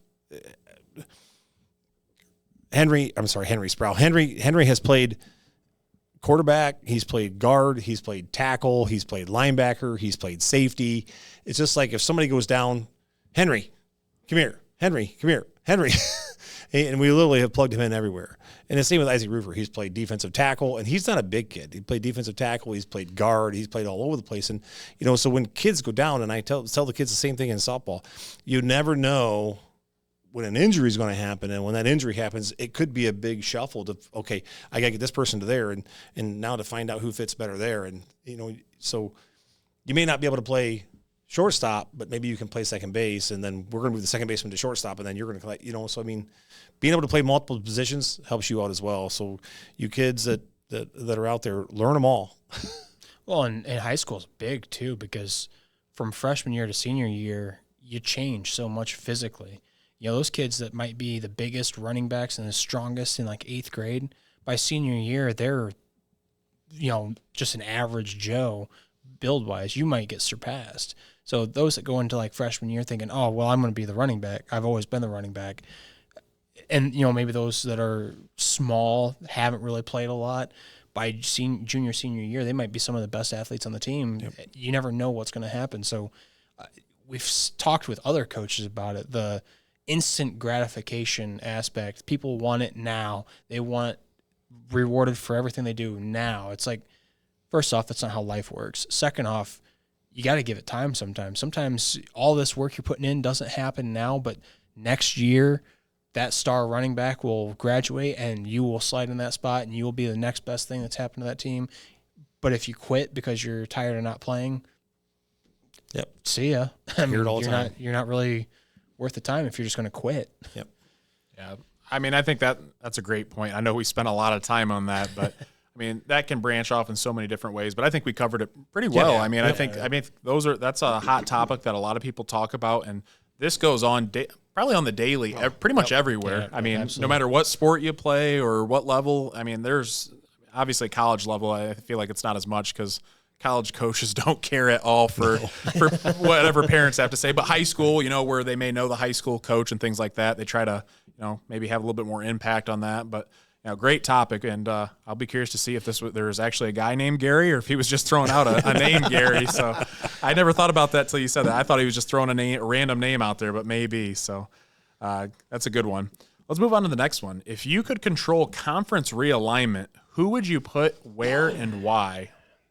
This one seems to come up, probably at least once every year, but there's only a couple teams, and I think they're the same teams that we continue to say, would need change. I think Napoleon's one of them.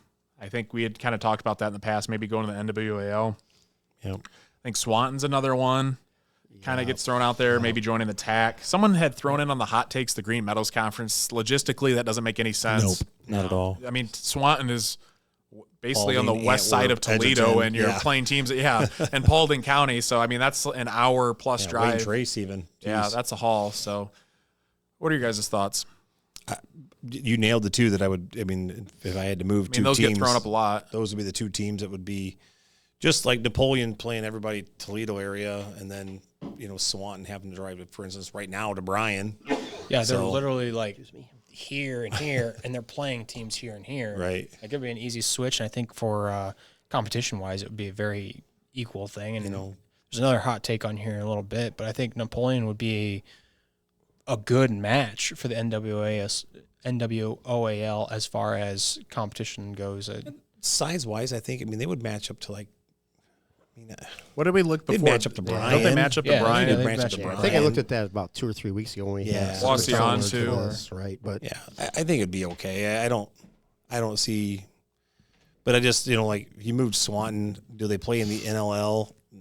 I don't think so. No, there's no chance. Playing the TAC, possibly, but Speaking of that, Matthew had actually sent it to me. The TAC is actually going to have a couple new members joining for football. Supposedly, Whiteford, Michigan, which Eden plays a lot, and they're a perennial powerhouse in the smaller divisions of Michigan, is going to move to join the TAC for football only starting next season. And then Erie Mason from Michigan is going to join as well. So the TAC is already adding a couple new teams. So from Michigan. So okay, that's a little bit of it.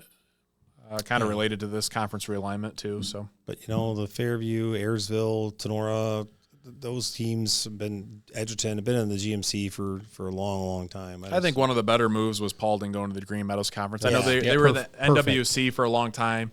They originally started out in the Green Meadows Conference, correct? Yep. And I know that they're, I think, numbers wise, the biggest in the Green Meadows Conference in terms of enrollment. I think Paulding is so. Probably. Yeah, I would imagine. But competitiveness wise and location, it's a perfect match. Yeah. So, I mean, I think that was probably one of the better conference realignments we've seen in recent years. I don't really know of anyone else. I mean, Napoleon's always the big one. I don't know. Yeah, you always kick around, would you put Columbus Grove in the NWAL? If they had a spot, would they go to the NWAL and compete against W Center and PH all the time, or do they stay where they're at? I don't think Columbus Grove moves. No, NWC is pretty competitive, though. I mean, you had like Allen East.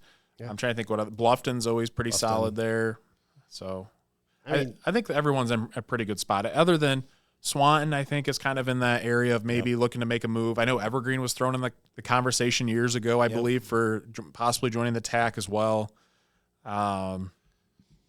GMC. I think the GMC is pretty sitting solid. Where they should. I don't think there's anybody that should join or move or anything like that. I mean, when I think of the Green Meadows Conference and you think of these Green Meadows and Rolling and all these country schools, I think all those that are listed are pretty perfect for Eden joining the Green Meadows Conference probably wouldn't be a bad thing. That'd be another good team. I mean, that's right down the road from Edgerton. Right. But if another Route 49, are they on Route 49? Yeah. Yep. It literally runs through what? Eden, Edgerton, Hicksville, and Wayne Trace. Does that go down there? Actually runs through Payne, I think. Does it? It could be. I think it does. But yeah, I other than that, I think all the other conferences are good. Yeah. Any final comments on that? I think we're good. Yep.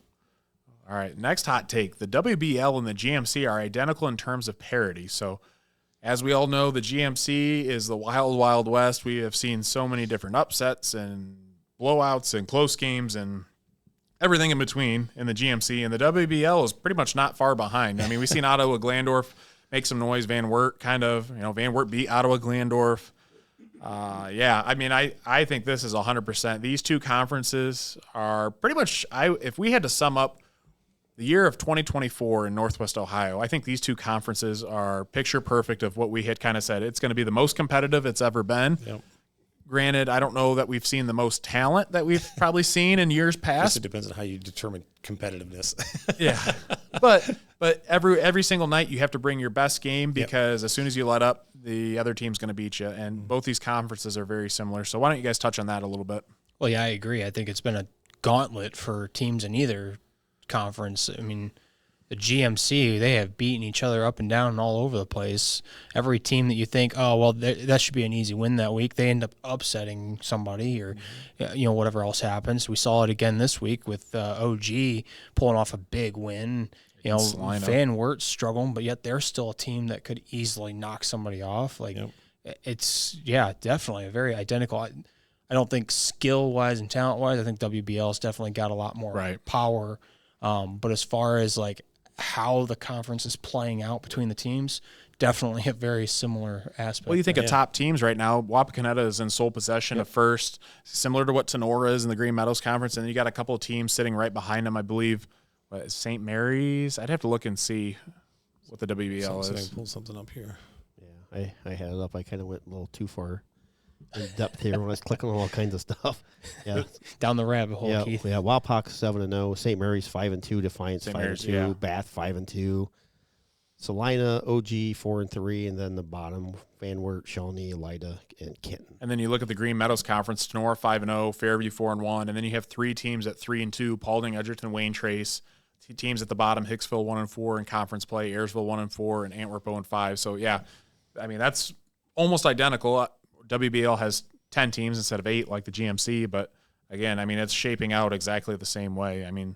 You have that straight front runner at this point in time, and everyone else you kind of have the middle of the pack, and then you have the very end. But yet that front runner could end up not getting knocked off if they're not careful. In both conferences, they both have to fight through week 10. They can't give up at all. I think the big thing in the WBL that is the difference is Wapakoneta 7-0. The next closest team has 2 losses, whereas Tenora's got Fairview kind of trailing. One difference. But I don't know about this. Correct me if I'm wrong or what the correct answer is. In the Green Meadows Conference, if Tenora and Fairview were to tie in the league at both 1 loss apiece, does Tenora take that with winning the head-to-head or no? Co-champs. Nope. Co-champs. Okay. Straight record. Does any conference do that where if you've won the head-to-head that you're considered the sole? Not that I know of. It just goes straight by record. Okay. I was always curious on. I couldn't remember how that was. I can't speak for the other conferences, but I'm the GMC is if you tie, you tie. Say last year was kind of a weird one because it was a 3-way tie. They all beat each other. So I don't know. I think I'm a fan of if you're tied with a team and you won the head-to-head matchup. That's the way it should be. I think you should get crowned. I agree. But then when you as sole winner of the last year, conference. when you have 3 teams and we beat Ayersville and Ayersville beat Fairview or Antwerp and Antwerp beat, it's like, how do you do that then? It's like, well, I won the head-to-head. Well, I won the head-to-head. Well, nobody's got the clear outright win. Right. So. Yeah, I think that's a good one. But, yeah, I mean, I 100% agree in the terms of how the 2 conferences are playing out. Next one is a really good one, and we had to think, let's go ahead and look at this one. The Mount Rushmore of NWO Sports players in the NWO Sports era. So they're looking at, when started up NWO Sports, you're looking at 2021 till now.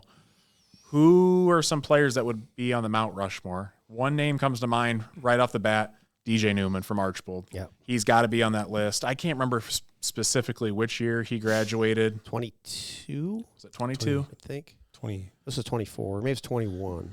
It's one of those years. He's been gone for 2 Probably, years. probably the 22 season. So he played football in 21. Jeez, I feel like So he he's might have player of the year in graduated all the sports that we 22. covered. So, Yeah, I mean, he baseball, was. basketball, football. Kid was an incredible athlete. Yeah. I mean, he's tearing it up at baseball at BG too, but he's up there. Tony, you had a couple names. Trenton Barraza. Trenton Barraza would definitely be up there. Still currently playing. Yeah, you picked Aiden Pratt from Van Wert. He's at Findlay now, and I think he's the backup quarterback, so I wouldn't surprise me. I think he's sitting behind a senior, so maybe next year he gets to play a little bit too. And going over to Liberty Center, looking Owen Box or even Landon Bockelman. Those 2. Seth Navarre. Seth Navarre is pretty solid. Navarre is a good one. Yeah, Box and Bockelman are probably since this era, probably the 2 best linemen in Northwest Ohio. Yeah, so if you're building like an all-star team from the past 3 years, I would definitely have them on my line. Definitely look at like Seth Navarre, maybe a Nashmeyer. Nashmeyer was another Aiden good Pratt. one. The career passing leader at Patrick Henry. Carson Ultimus have to be on there. Definitely. Landon Brewer. Landon Brewer. Brewer is one of the best wide receivers around. So if you had to narrow it down to 4, so you made a Rushmore, I don't know, man. That'd be you'd have to really. Well, I'm just trying to think before we. And I'll probably throw 4 names out there, but what are some other names? I'm just trying to think of a list like compiled before. I mean, Ultimus, Brewer. I'm trying to think of. Let's go through GMC. Just think of some top players last 4 years. Because Antwerp's pretty much dominated everything in the last 4 years. Edgerton had Hunter Prince, but he was already graduated. He was more back, before. kind of. I think he was a little bit after I graduated. He was probably graduated about 2000, maybe 2001, maybe 2000. I could be off on that, but yeah, he was. I guess he was before. I think some of the other top athletes from the GMC. I know Ayersville's not doing so well this year, but Torrin Knieven had a really good year last year before he got hurt. Yeah. Who was the kid from Wasion that was the absolute, just the all-around player that was last year? Tyson Rodriguez. Yeah, He'd be another one. His name was always on there. I can't remember the nickname we gave him last year. I don't know. It wasn't prime time. It was something like that though, but because he was making plays all over the field. Got to talk about Trey Rubenstein. Trey Rubenstein, definitely. That's a very dynamic player. I mean, he makes plays, offense, defense, special teams, no matter what. I mean, he's a highlight reel. Who were some of the best running backs you've had? Like you've talked on just running backs in the past few years. A name comes to mind from Napoleon, Mikey Chips. He broke the. Oh yeah, he broke right. a couple of rushing records for Napoleon a couple of years ago. Mm-hmm. He was a solid running back. I'm trying to think from Defiance. Defiance has had some decent players. I'm trying to think. Brogan Castillo was pretty solid. I was about to say Brogan. Yep. Boy, I don't know. It's just there's a throw 4 out, Logan. Let's hear it. I want to hear it. What do you got? Well, I know. I feel like I'm forgetting some players. Oh gosh, though. I know I'm forgetting. Have players. to go back and look at all the. Real quick before I start throwing out some stuff. What about NWL? Anyone else? I know we had named some from there. Tyson Rodriguez was really good. The Bachman and Box duo. Cruz triplets were solid. Boy, I think those are the. All that comes to mind. Archbold, you said DJ Newman. What about running back they had a couple years ago? Yeah. Dominic, was he with Carson? Brian. Carson Dominic. Yeah. Okay. And then you had a couple kids last year. Jack Hurst was pretty good. That's the return guys. Yep. Chase Miller was pretty good too. Well, I guess, I know I'm forgetting a lot of people, but we apologize. Yeah. There's just so many of you. I mean, you're thinking of all the players that we covered over the last 4 years. That's quite a bit. I think we've done a pretty good job of naming the ones we got. I mean, Well, Sapp, who was there before Sapp? Drew Gallahue. Yeah, Drew Gallahue. Gallahue. Okay, here are the Eden boys. Cassius Hulbert, Gannon Ripke. Yeah. Gannon, Ripke, and Drew set a lot of records. Actually, Drew, Gannon, and Cassius were all first-team All-Ohio, I believe, as well from Eden. So you can't forget those. Well, I mean, another one you could throw out would be Xavier McCord from Holgate. I mean, it's 8-man, but man, he put up ridiculous stats every week. Everybody's gonna say 8-man is not a real. No, just kidding. I mean, still, he was an athlete. You gotta I'm gonna group it two different ways because I don't know if you can throw Lyman into the. I mean, I don't know. I don't know. That's tough. If you pick the top 4 football players, if you're putting them in a Hall of Fame, doesn't matter what position they play. You're gonna put. You can only put 4 in this year, Logan. What 4 are you putting in? Man, that's tough. Because I'm thinking of the linemen like Cassius Hulbert, Owen Box, and Landon Bockelman, all first-team All-Ohio guys. I mean, those are some tough dudes. You got to throw DJ Newman in there. He is a for sure vote. Trey Rubenstein, I got to throw him in there. This is where it gets tough. I'm surprised you're not saying Aiden Pratt since he's at your alma mater. I mean, I think you got to throw Pratt in there. I mean, I believe he led him to a state championship a couple of years ago and led him to the really deep in the playoffs a couple of years. The dude was a phenomenal athlete. Not only that, he was good at basketball and other sports. So those 3. One lineman. Oh man, I don't know if I can do that. Box, Bockelman, or Hulbert. Your choice. I got to go Bockelman, I think. I think he had a little bit more solid of a junior year rather than the other 2. So those are the 4.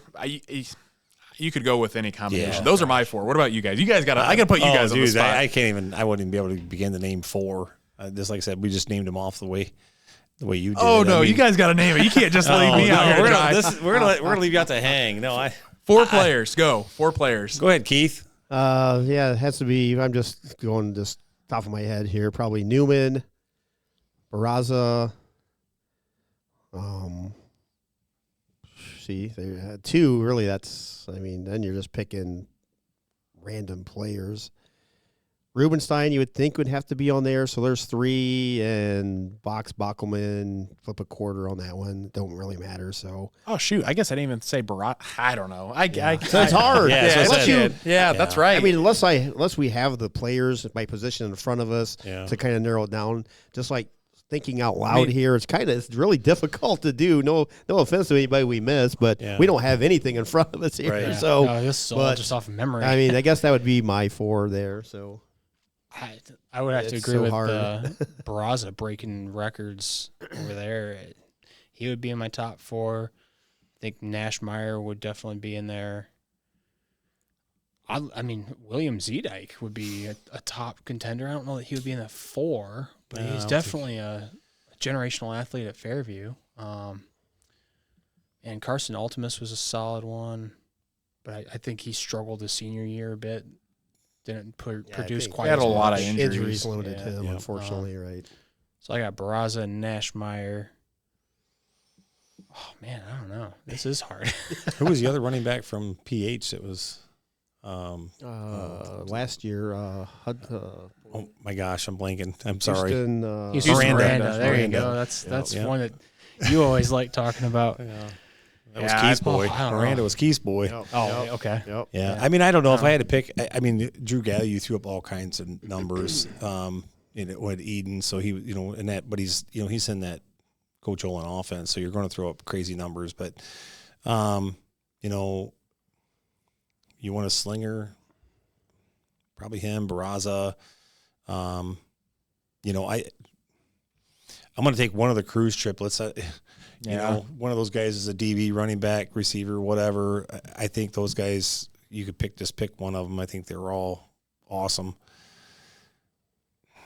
It's really tough. It is. It is. I mean, because I had said that, and Keith brought up Barraza, and I'm like, man, I didn't even say his name. So, I mean, he's got to be in there too. But if I want to put together an all-star team, I could pick an all-star team. Yeah, we could come down through those. Put the list in front of us. Maybe we should do that at the end of the year. Something fun. We could put together. When we run out of content to talk about, we talk about who. I think who we makes did that last year actually. 15 offensive players and 15 defensive players. Or who would like win? That. That'd be cool. Yeah, that's tough, but that's a good one. So we'll go on to the next one. We got 2 left here, and we'll wrap things up. Napoleon would win the GMC and get second in the NWOAL. I think that's a no-brainer. I don't know about that. You think? I don't think they get second in the NWOAL. I don't know. That's a given. No. Well, I'm talking about the no-brainer in terms of winning the GMC. Oh, yeah. I mean, they're like twice this as year, big as everybody else. Napoleon is like 2 to 3 times bigger than anyone else. Geez, what's Napoleon's? I don't know, enrollment. It's probably 3 to 4. We looked at probably this 3 times a month ago. Sonora's is. Yeah. But yeah, 100% Napoleon wins the GMC. Second in the NWAL. Yeah, I agree with you. I think maybe third. I think PH has them. I think PH would be a good fight against PH Napoleon. has played a tough schedule. Obviously, Napoleon plays tough in the NLL, but PH is playing some really good football, and the only 2 losses are to Grove and Liberty Center. So I mean, we have a common denominator there: Liberty Center versus Napoleon, and Patrick Henry versus Liberty Center. Like Napoleon was what, up 7-6 at halftime? Yeah, they were up early in the year, and then Liberty Center kind of walked away with it a little bit. But I mean, Patrick Henry and Liberty Center was a tight game all the way down to the last minute. Yeah. So I don't know, I think Patrick Henry would beat Napoleon. I think Napoleon definitely not towards the bottom of that list by any means, but second, I don't know, maybe. Pretty well summed it up. Yeah, I mean, that's I not think really it's pretty much straightforward. Last hot take here. Delta is overrated and plays bad teams. Tony, I know you kind of want to touch on this one. Why don't you kick things off? Well, I mean, they're overrated. I don't think they're overrated. I mean, they played Fairview, they played Archbold, they played Wauseon. They're playing PH now. Then they're going to play Liberty Center. They played PH last week, playing Liberty Center this week, and they're going to play Evergreen. You know, they didn't play bad teams. I mean, they played Ayersville. Yeah, Ayersville's down this year, and Bryan's down this year, but I mean, those are conference opponents. That's the thing. You're going to play those. You know, Ayersville is a team that last year competed. I'd have to look honestly to see how it came out last year, but I don't think they're a bad team. And I don't think they play bad teams. I don't think they're overrated by any means. They beat Fairview, who's one of the better teams in the area. Yeah, I don't know how you say they're overrated. You could say the same thing about like Liberty Center. They played this exact same schedule as Delta they played a GMC team at the beginning of the year. They played Otsego. They played Napoleon, which that's a good win for them. But outside of that, they've played the same schedule as Delta. I mean, look at their non-conference schedule. It's not that bad. Nobody expected Ayersville to have 1 win on the year. I mean, their quarterback got hurt right away.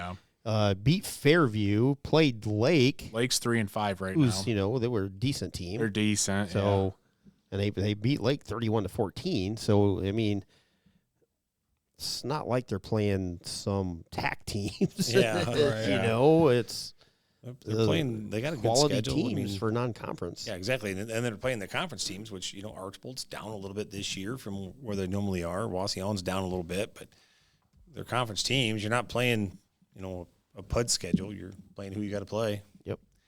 Yeah, I mean, I think you guys summed it up. I don't have anything else to say on that. I mean, you guys hit that on the money, but yeah, I mean, I think Delta at the beginning of the year I will say they had a lot of hype because Coach Vickers was back and they started off to a hot start, and they beat Fairview, which Fairview was supposed to be, and they are really good this year. And obviously things cooled down a little bit, but overall, considering what did Delta go last year? I'll have to look it up. Let's see. Sure. But they lost a close one to Archbold this year. Yeah, they're 6-2 this year. So then lost to PH. I mean, Delta was. I don't think anybody expected them to beat PH. Just quickly glancing, it was like 3-6 at week 10. Delta finished 3-7 last year, so they already doubled their win total in 1 year. So, I mean, I'd say that's a successful year, and rightfully so. It's good to have that hype around programs, and especially with Coach Vickers, because I think Delta's going to continue to grow. They got a lot of young kids on that team. Mm-hmm. Their quarterback's a freshman, I believe. I don't know what grade Lintermoot is in. I don't think he's a senior, though. I'm not sure. So, I mean, if you have him back next year, a couple of the other running backs are also underclassmen. I mean, Delta's going to be be around here for a couple of years, especially if Coach Vickers hangs around too. So, And even seeing some highlights and photos from the game last week at Delta, they had a really good crowd over there for that game versus Patrick Henry. So, I mean, fans are out supporting. It's contagious. Success breeds it. I mean, it does. Simple as that. Landon is a senior, Logan. Oh, is he? Yep. That's kind of a bummer, but Must have a younger brother that's a sophomore, Cade. okay. Yeah, I mean, I think Delta is still going to be all right the next couple of years. Playing a physical brand of football, and be curious to see if their quarterback continues to develop. Being just a freshman. Yep.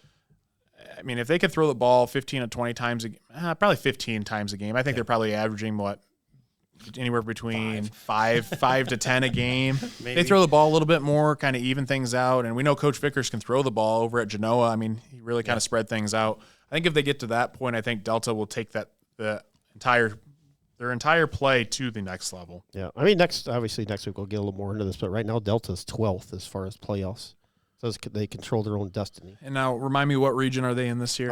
They are in Division 5, Region 18. So they're in the same region as LC then? Liberty Center, Findlay, Archibald. Okay. That's tough region. So Very. All right. Well, we'll wrap up the hot takes, but again, thank you to guys for submitting those. Always have some great conversation. I know the top couple we spent a lot of time on, but we like talking a lot of things related to that and a lot of things that are pertaining to hot topics in the area. So keep sending those in each week, and thank you again to BSN Sports for sponsoring that segment. So we're going to take a break to hear from our sponsors, and we'll be right back with Week 9 game predictions. BSN Sports is your go-to business for purchasing uniforms, equipment, spiritwear, and anything else your athletic program needs, giving you more time to impact lives on the field. With over 1,200 sales professionals who live, work, and serve in your community, you're always just a short drive or phone call away. Be sure to give your local sales rep and Jim Garris a call for any of your athletic supply needs. Optimal Performance Fitness is your go-to gym in Northwest Ohio, providing group fitness classes, personal training, and sports performance sessions for area athletes. Located in Napoleon, Ohio. Give them a call today at 419-438-7265. Baden Stevens Body Shop is your #1 voted auto body shop in Northwest Ohio. We are your experts on all makes and models and are the only Chrysler, Ford, and GM certified collision repair center in the area. Located in Jewel, Ohio. Give us a call today at 419-497-3111 to schedule your free estimate. Come check out the Baden Stevens Body Shop difference. Marco's Pizza is honored to sponsor NWO Sports, serving your pizza of choice in Northwest Ohio. Defiance, Archbold, Wauseon, Delta, Bryan, Napoleon, Paulding, and Montpelier. Order online at marcos.com today. Remax Realty of Defiance has represented Defiance County for nearly 40 years. Located at 1401 South Jefferson Avenue in Defiance, we have 13 agents ready and available to assist you in home buying or selling needs. You can check out all the listings at www.remax419.com or call us at 419-784-3029. Let our years of experience go to work for you. For 26 years, Burkholder Taxidermy has been Northwest Ohio's trusted full-service taxidermist. From game heads to lifelike mounts, we provide exceptional quality and craftsmanship. Preserve your memories with Burkholder Taxidermy, where experience meets excellence. Located at 19331 Buckskin Road, Defiance, Ohio. Give them a call at 419-782-9538. Fairchild Family Chiropractic aims to help families to get better together in the least invasive way possible. Dr. Fairchild focuses on the neck using the Blair technique and Palmer package, adjusting to correct spinal misalignments. Located in Defiance, Ohio. Call Dr. Fairchild today at 419-576-5070 to schedule an appointment. DeLarber Concrete and Hauling is your go-to provider for concrete and hauling needs. Flat work, pole barn floors, driveways, and patios. Hauling services for stone, mulch, and dirt. Call Josh for your free estimate at 419-576-0401. Jimenez Basketball Academy strives to create an atmosphere to cultivate basketball fundamentals in Northwest Ohio youth athletes, offering one-on-one sessions, group sessions, speed and agility training, and much more. Located in Pettisville, Ohio, call Coach Jesse today at 419-551-8105. Check out Tenora Rams Live. Live events broadcast on YouTube and post-game results, articles, schedules, and more can all be found on tenorarams.com.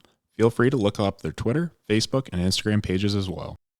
Northwest Ohio basketball hosts premier basketball tournaments for boys in grades 3 to 8 in the area. Upcoming tournaments are right around the corner. Give them a call today at 419-283-5296 or check out their website at nwoball.com.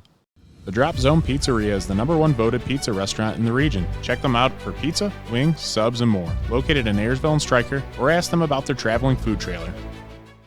Trueland Equipment and Salesman Lauren Brown are your go-to for John Deere equipment in Archbold, Ohio. Mowers, compact tractors, skid loaders, and more. Your sales expert on commercial turf and CCE sales. Give Lauren a call today at 419-445-1565.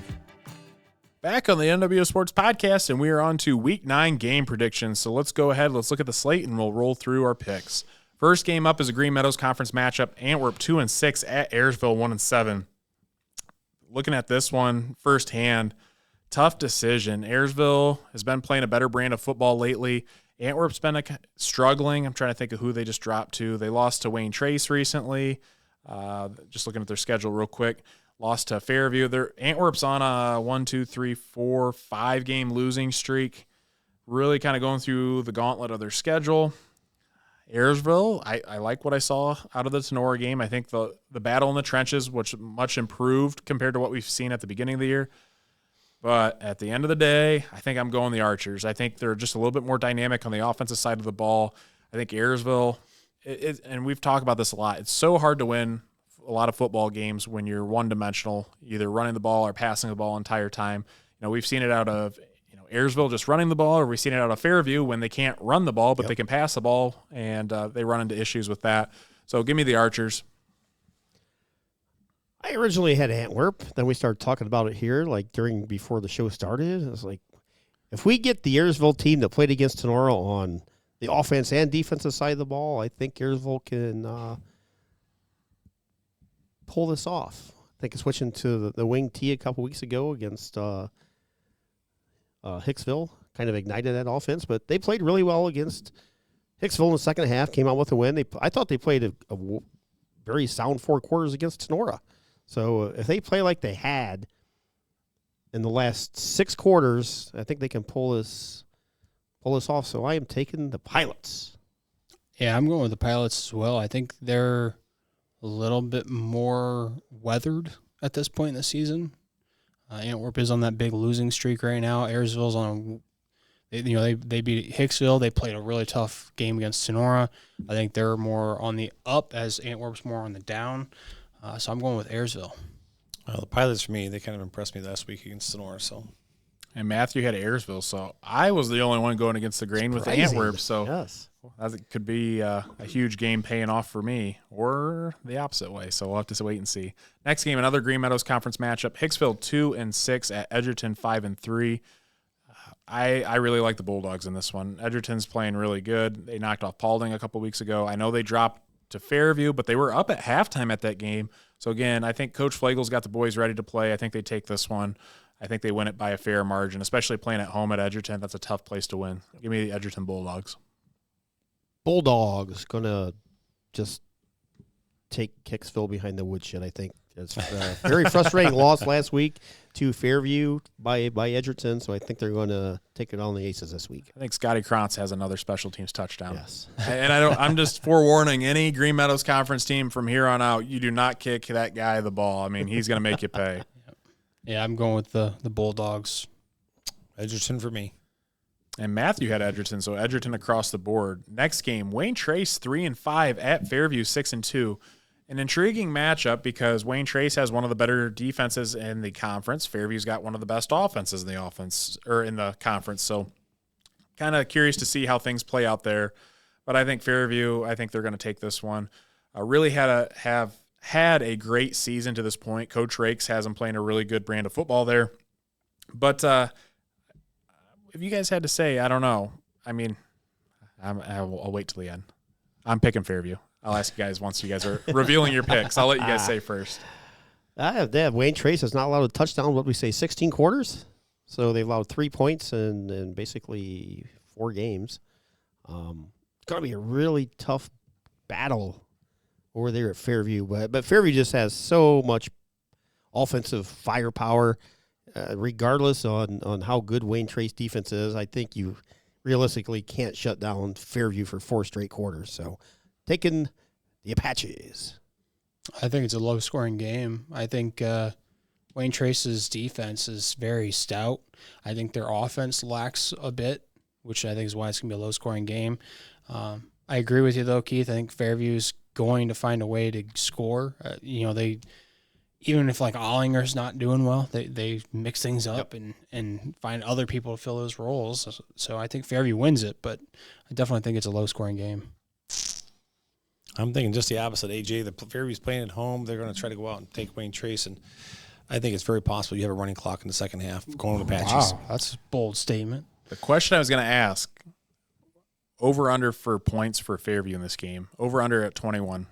Oh, I'm taking for the under. game or just for Fairview? For Fairview. For Fairview? Oh, Fairview? I still take the under. I say 14. You say 20, over under 21? Yeah. Over. Big time. You think Fairview's going to score more than 21 points? Yeah, I think Fairview's going to. Really? I think Fairview's going to take advantage of Wayne Trace. Keith? I would say over. Yep. I think I'd have to maybe go over. I think it's close. It might be close to right at 21, but I was thinking 14-0 for the score. Yeah, I'm going to say 14-0. I think we're going to find out how legit Wayne Trace's defense is. Amen. But I just think Fairview's going to be able to. I don't know. We'll see. I mean, I'm going to tell you right now, you're going to be able to watch this game on film, and if Fairview's front five doesn't take care of Z-Dyke, Wayne Trace wins this game. Oh, 100%. That's the problem that Sonora had. We saw the pressure from Wayne Trace and bringing it on Sonora, and sometimes they were only bringing 3-4 guys, and they were still putting pressure on the quarterback. Yep. That's going to be a problem for Fairview if they can't stop a 3 to 4 man rush. I think Fairview's more seasoned for the pass block than what Sonora I think so too. I mean, that's all Fairview does. Right, so I mean, that's all they know is pass block. And that's why I think it's going to get. Well, I think that's what Sonora started doing in the second half against Fairview that really put Z-Dyke on the run and making mistakes. He was forcing the ball a little bit too much because they put some pressure on him. So I think Wayne Trace does that to Fairview. But I also think in this game, Z-Dyke is a little bit more cool and calm and collected. I know we keep saying that about Owen Farrell. Owen Farrell's just a sophomore from Tenora, but I think we had seen that one play where Z-Dyke was getting pressured, rolled out, and then he changed direction and turned the other way and threw an absolute dime. So, I mean, even if they do get pressured, I think Z-Dyke is well-versed, and I think he's going to take care of the football really well this game. Next game, Archbold at Patrick Henry. Archbold's 5-3 at Patrick Henry 6-2. The Patriots are playing really well, and the only 2 losses are to Columbus Grove and Liberty Center, both teams undefeated. And I think this one being played at Patrick Henry, I think the Patriots take it. I think they win by 21-plus points. Patriots all the way. Yeah, Patriots for sure. It's funny that they're 62 and their only 2 losses are to probably arguably 2 of the best teams. Definitely in the they're number 1 and 2 in our power rankings, but possibly 2 of the best teams in the state. I'll pick PH. And Matthew had Patrick Henry as well. Next game. You skipped the Tenora game. Oh, go to the Tenora game. I knew I was missing one. Tenora 5-3 at Paulding 6-2. We will be there live with Tenora Rams Live, so catch that game on YouTube.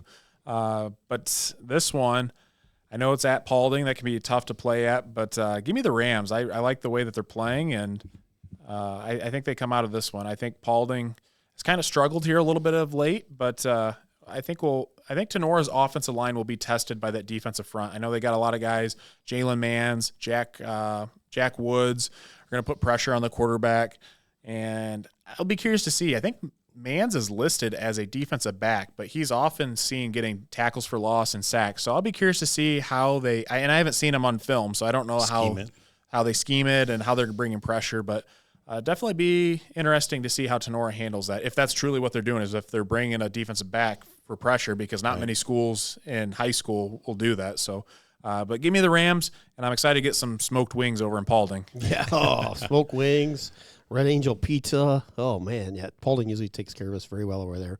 Good job by their AD, Tyler Aaron, for sure. It's going to be a heck of a battle over there at Paulding. I mean, we've talked about this game for the last 2 or 3 weeks, really. I think Tenora just needs a lot more offensive consistency as far as running the ball. I mean, throwing the ball's there. Farrell's got the numbers. We just need drives. And to finish drives. Yes. We always seem to shoot ourselves in the foot on first or second down. And we take a first and goal and make it into, now we're back at the 27-yard line somehow. But It's going to be a battle. I don't think it's going to be a very high-scoring game whatsoever, so I think the first maybe to 21 probably wins. Taking the Rams. I will say this real quick. If Tenor does not establish a running game in this game, if they go out and have negative 23 rushing yards, which I don't think they will, but if you do not establish a solid run game, they will lose this game. I will say that right now because that pass is not going to be open. They're going to get pressured by the Paulding defense, and Paulding's going to take advantage of that. I mean, they have enough athletes. They're going to make you pay on the offensive side of the ball. Blake Roanhouse is one of the best wide receivers in the Green Meadows Conference. Colton Hunt is a solid quarterback too. I'm trying to think of their running back. I can't think of his name off the top of Avery Cooper is a solid running back in the Green Meadows Conference too. So Tenora has to run the football. Not saying you have to go out and rush for 200-300 yards, but at least rush 100 yards or north to keep them honest and open up the passing lanes. So I will say that. So you're saying not negative 23, right? Got to be positive. I'm going with Tenora here. This game actually has huge GMC implications here. If Paulding would knock Tenora off on this one, you could be looking at a tie between Tenora and Fairview, depending on how that game goes, and it sets Tenora up for another showdown against Edgerton the following week. So Tenora has to come in there and take care of business this week. So, and I think they're going to. I think they're going to pull it off, but it's definitely going to be a showdown. Yeah, I think Coach Becker is going to have them focused, but like you said, AJ, it's a very big game. We'll see how the boys play under a little bit of pressure. And Matthew had Tenora as well, so Tenora across the board. Next game, Wauseon 2-6 at Bryan 1-7. I think the Indians played a solid game against Archbold in a big rivalry game, and I think they're going to come out with another win. I think they're going to get their third win of the season, so give me the Indians.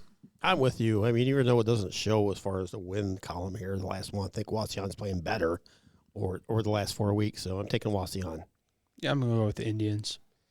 Wauseon for me. And Matthew had Wauseon as well. Next game, Liberty Center 8-0 at Delta 6-2. Just saw Delta drop a tough one to Patrick Henry. Delta likes to play a similar brand of football that Liberty Center does. They like to run that rock, and they'll run it all day long. But I think to beat a quality Liberty Center defense, you got to throw it, but it's hard to do when you got guys like Cam Colley in the defensive backfield. So give me the Liberty Center Tigers, and I think they win big. Running clock the second half. Yeah, back-to-back big games over at Delta, so another huge crowd expected over there. But at Liberty Center, Tigers just have way too much for Delta, so taking the Tigers. Hey, I'm going to go with Liberty Center. Tigers. And Matthew had Liberty Center as well. Next game, another NWOAL matchup. Swanton 0-8 at Evergreen 4-4. Swanton just continues to struggle. They're still trying to rebuild that program. Evergreen on the flip side, Coach Bach has got the boys heading in the right direction. Give me Evergreen, and I think they win this one big. You got guys like Colton Robertson, Will Roots, I'm trying to think, Bryce Bolger at quarterback. Yep. That offense is pretty potent, so I think they throw up some points this game. I think they win, I'm going to say by 35+. Evergreen, all the way. Evergreen. And Matthew had Evergreen as well. Next game, we are on to the WBL. Salina 5-3 at Defiance 5-3. This one was tough. Both teams had dropped games last week that they probably were, I would say, slightly favored in. Should have been. Salina dropped to OG. Defiance dropped to Lima Bath. But I think with Defiance, I think they're having school this Friday. I hope so. Yeah. I think they get back on track. This game being at home, I'm going to take Defiance Bulldogs. And I believe Salina's the Bulldogs too? Yes. So battle the Bulldogs.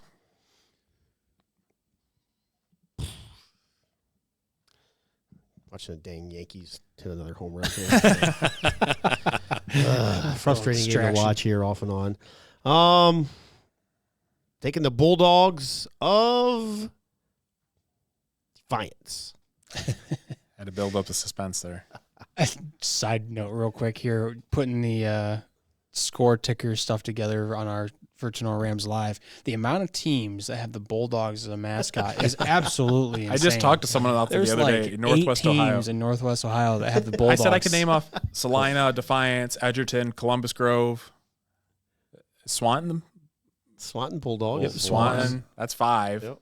Yeah, and I think there's a couple others that are out of our coverage area that we still see pop up. I'm like, Bulldogs playing Bulldogs again. There's another Bulldogs. It's like, wow, okay. So getting back to this game, though, I think Defiance is going to bounce back. I think the last week, just kind of shocked them a little bit. I think they're going to get another win here at home. I think Coach Cooper gets him back on track at home. Defiance. And Matthew has Defiance, so Defiance across the board. Next game, Ottawa Glandor 4-4 at Shawnee 2-6. OG, I don't know, AJ, which week are they on? Are they on the win week or the loss week? As AJ said earlier, it's like they have a consistent pattern of alternating win-loss, but this would be loss week. Yeah, so this should be a loss week, but I don't think so. I think OG, I think they correct that whatever they're trying to do with the win-loss alternating, and I think they end up canceling that out, and they get a 2-game win streak. So give me the Titans. I'm the same. OG. Yeah, I'm going with OG. OG on the road. And Matthew had OG. That defense is solid. Next game, Van Wert 3-5 at Kenton 1-7. This is interesting. I'm going to take Van Wert, but Kenton has played teams really tough. They're improved. Kenton's better than a 1-7 team. I will say that. But Van Wert is playing well right now. I think Briston Wise and the boys, I think they're going to put up quite a few points. So give me Van Wert. Cougars for me, taking Van Wert. Yeah, Van Wert. Van Wert. And Matthew had Van Wert as well. Next game, Bowling Green 5-3 at Napoleon 4-4. Give me the Wildcats. Napoleon, I know they lost to Clay last week, but I mean, it's hard to beat a team a lot of times when you got a 3-star quarterback going to a Division I school. So kind of struggled with that a little bit. Bowling Green, I don't know that they've played the talent that Napoleon has necessarily played at this point. I know early in the year, Bowling Green got shellacked by Otsego, which we've seen Otsego firsthand play a Tenora team. And Otsego's solid, but I don't think solid by beating Bowling Green 40. They beat them by like 40-plus points. So I'm taking Napoleon, and I think they take care of business and get back in the win column. Yep. 5-4. Wildcats for me. Yeah, I agree with you, Logan. Napoleon. I'm just going to change mine. I had Bowling Green, but after Logan gave me all, I'm going Napoleon. And Matthew had Napoleon as well.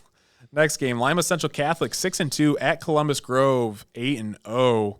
Definitely going to be a good challenge for Grove and the Bulldogs, but being at home, those colorful lights, how they're going to put on a show, and I think they take care of business against Lima Central Catholic. Barraza's running all over the field. I think they've got things figured out. I'm trying to think of who's playing quarterback. Is it Kyle? I can't remember which one is playing there, but quarterback position is under control now, I believe. I think Columbus Grove is going to do just fine in this. I think they win by 21+. Taking the Bulldogs of Grove. Yeah, I think Grove wins big here again. Columbus Grove.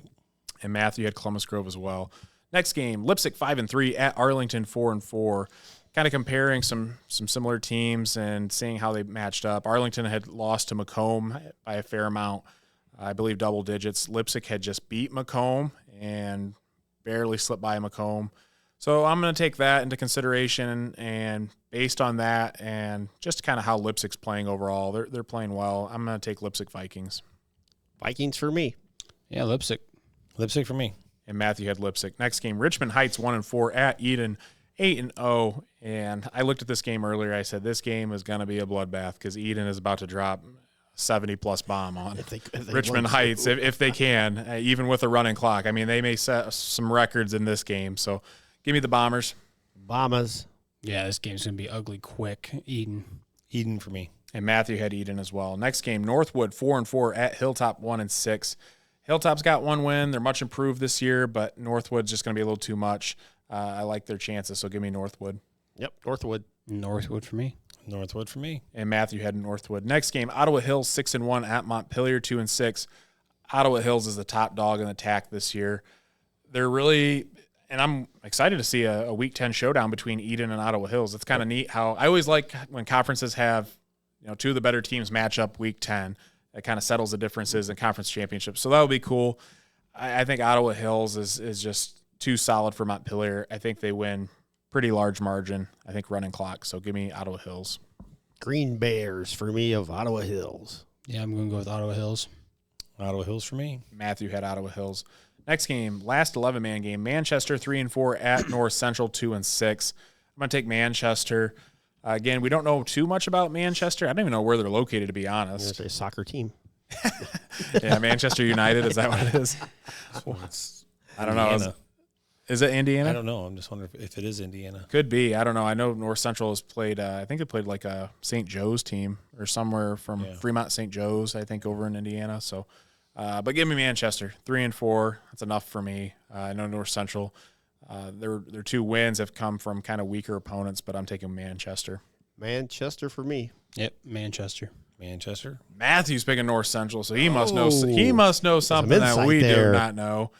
And we'll see how that pays off for Matthew, because that could be the game. Well, that game or the Antwerp and Ayersville game is going to determine who is first and second between us two if we have a solid week. So, big game. A couple 8-man games on the slate. Holgate 6-0 at Toledo Christian 6-0, and this is going to be the NWO Sports Game of the Week. 2 of the top dogs, and this is a rematch of last year's 8-man championship, which Keith and I had went to. Matthew joined us there as well. But Toledo Christian, man, they are on another level last year and this year, and they're probably 30, 40 kids deep on their roster too. Least. And when you got guys like Carter Kester, I can't think of who some of the other guys' names are, but Carter Kester is enough in itself to earn a win. So I'm going Toledo Christian. Unfortunately for Holgate, I don't know. I don't know if this is going to be tight. I don't know if it's going to be a large margin. It depends on what Holgate team comes to show up, but Toledo Christian is going to be prepared to play. So I'm taking Toledo Christian. I think Holgate plays their games on Saturday. I wish this was actually at Holgate this year. Yeah. But this is a Friday night game at TC. But, yeah, we saw that 8-man championship last year. Toledo Christian was just another beast. Oh, they were just on a whole nother level. So I'm taking Toledo Christian. I'm going to go with Holgate, one, because coverage area. But also, I don't know. Holgate's definitely not a weak 8-man team, that's for sure. So Holgate for me. I'm taking TC. And Matthew had Toledo Christian, so AJ going against the grain. The last 8-man game, Danbury 3-4 at Stryker 1-6. And Stryker, just kind of running the struggle bus a little bit this year. Looking back on the schedule, Stryker actually played Danbury in week 3. They dropped that one 26-52, and I think Danbury repeats with another win, so give me Danbury. Danbury. Yeah, this is going to be the first time I go against coverage area for a while, but given the fact they've already played, it kind of have to go with Danbury on this one. Well, do you play that? It's hard to beat the same team twice, or not when it's such a large margin. That's a little bit different when you're beating them up a little bit. I'm going with Danbury. And Matthew had Danbury. So that concludes our Week 9 game predictions. Guys, Week 9 is already here. Next week, we're going to be talking some playoff football implications and talk a lot of, ands, ifs, and buts and what could happen. And so that'd be exciting. So closing thoughts. No, a lot of conference championship stuff on the line too, especially in the GMC. Big implications and a lot of that stuff going on right now. So next week will be an exciting week for that as well. And you'll get to see a couple good games. Columbus Grove, Bluffton. Yeah, we'll be playing next week. This is going to be exciting next week. Bring your coats this week. Is it supposed to be cold Friday? No, it's supposed to be like 75. Oh, wow. Yes. I couldn't believe that. Everyone's been telling me all week it's supposed to frost this week, and it's going to get down in the 30s for the lows. It's supposed to be down 30 overnight. Yeah, the last I saw was supposed to be mid-70s Friday for at least leading up to kickoff. That's literally perfect. Yeah, my phone's saying 67.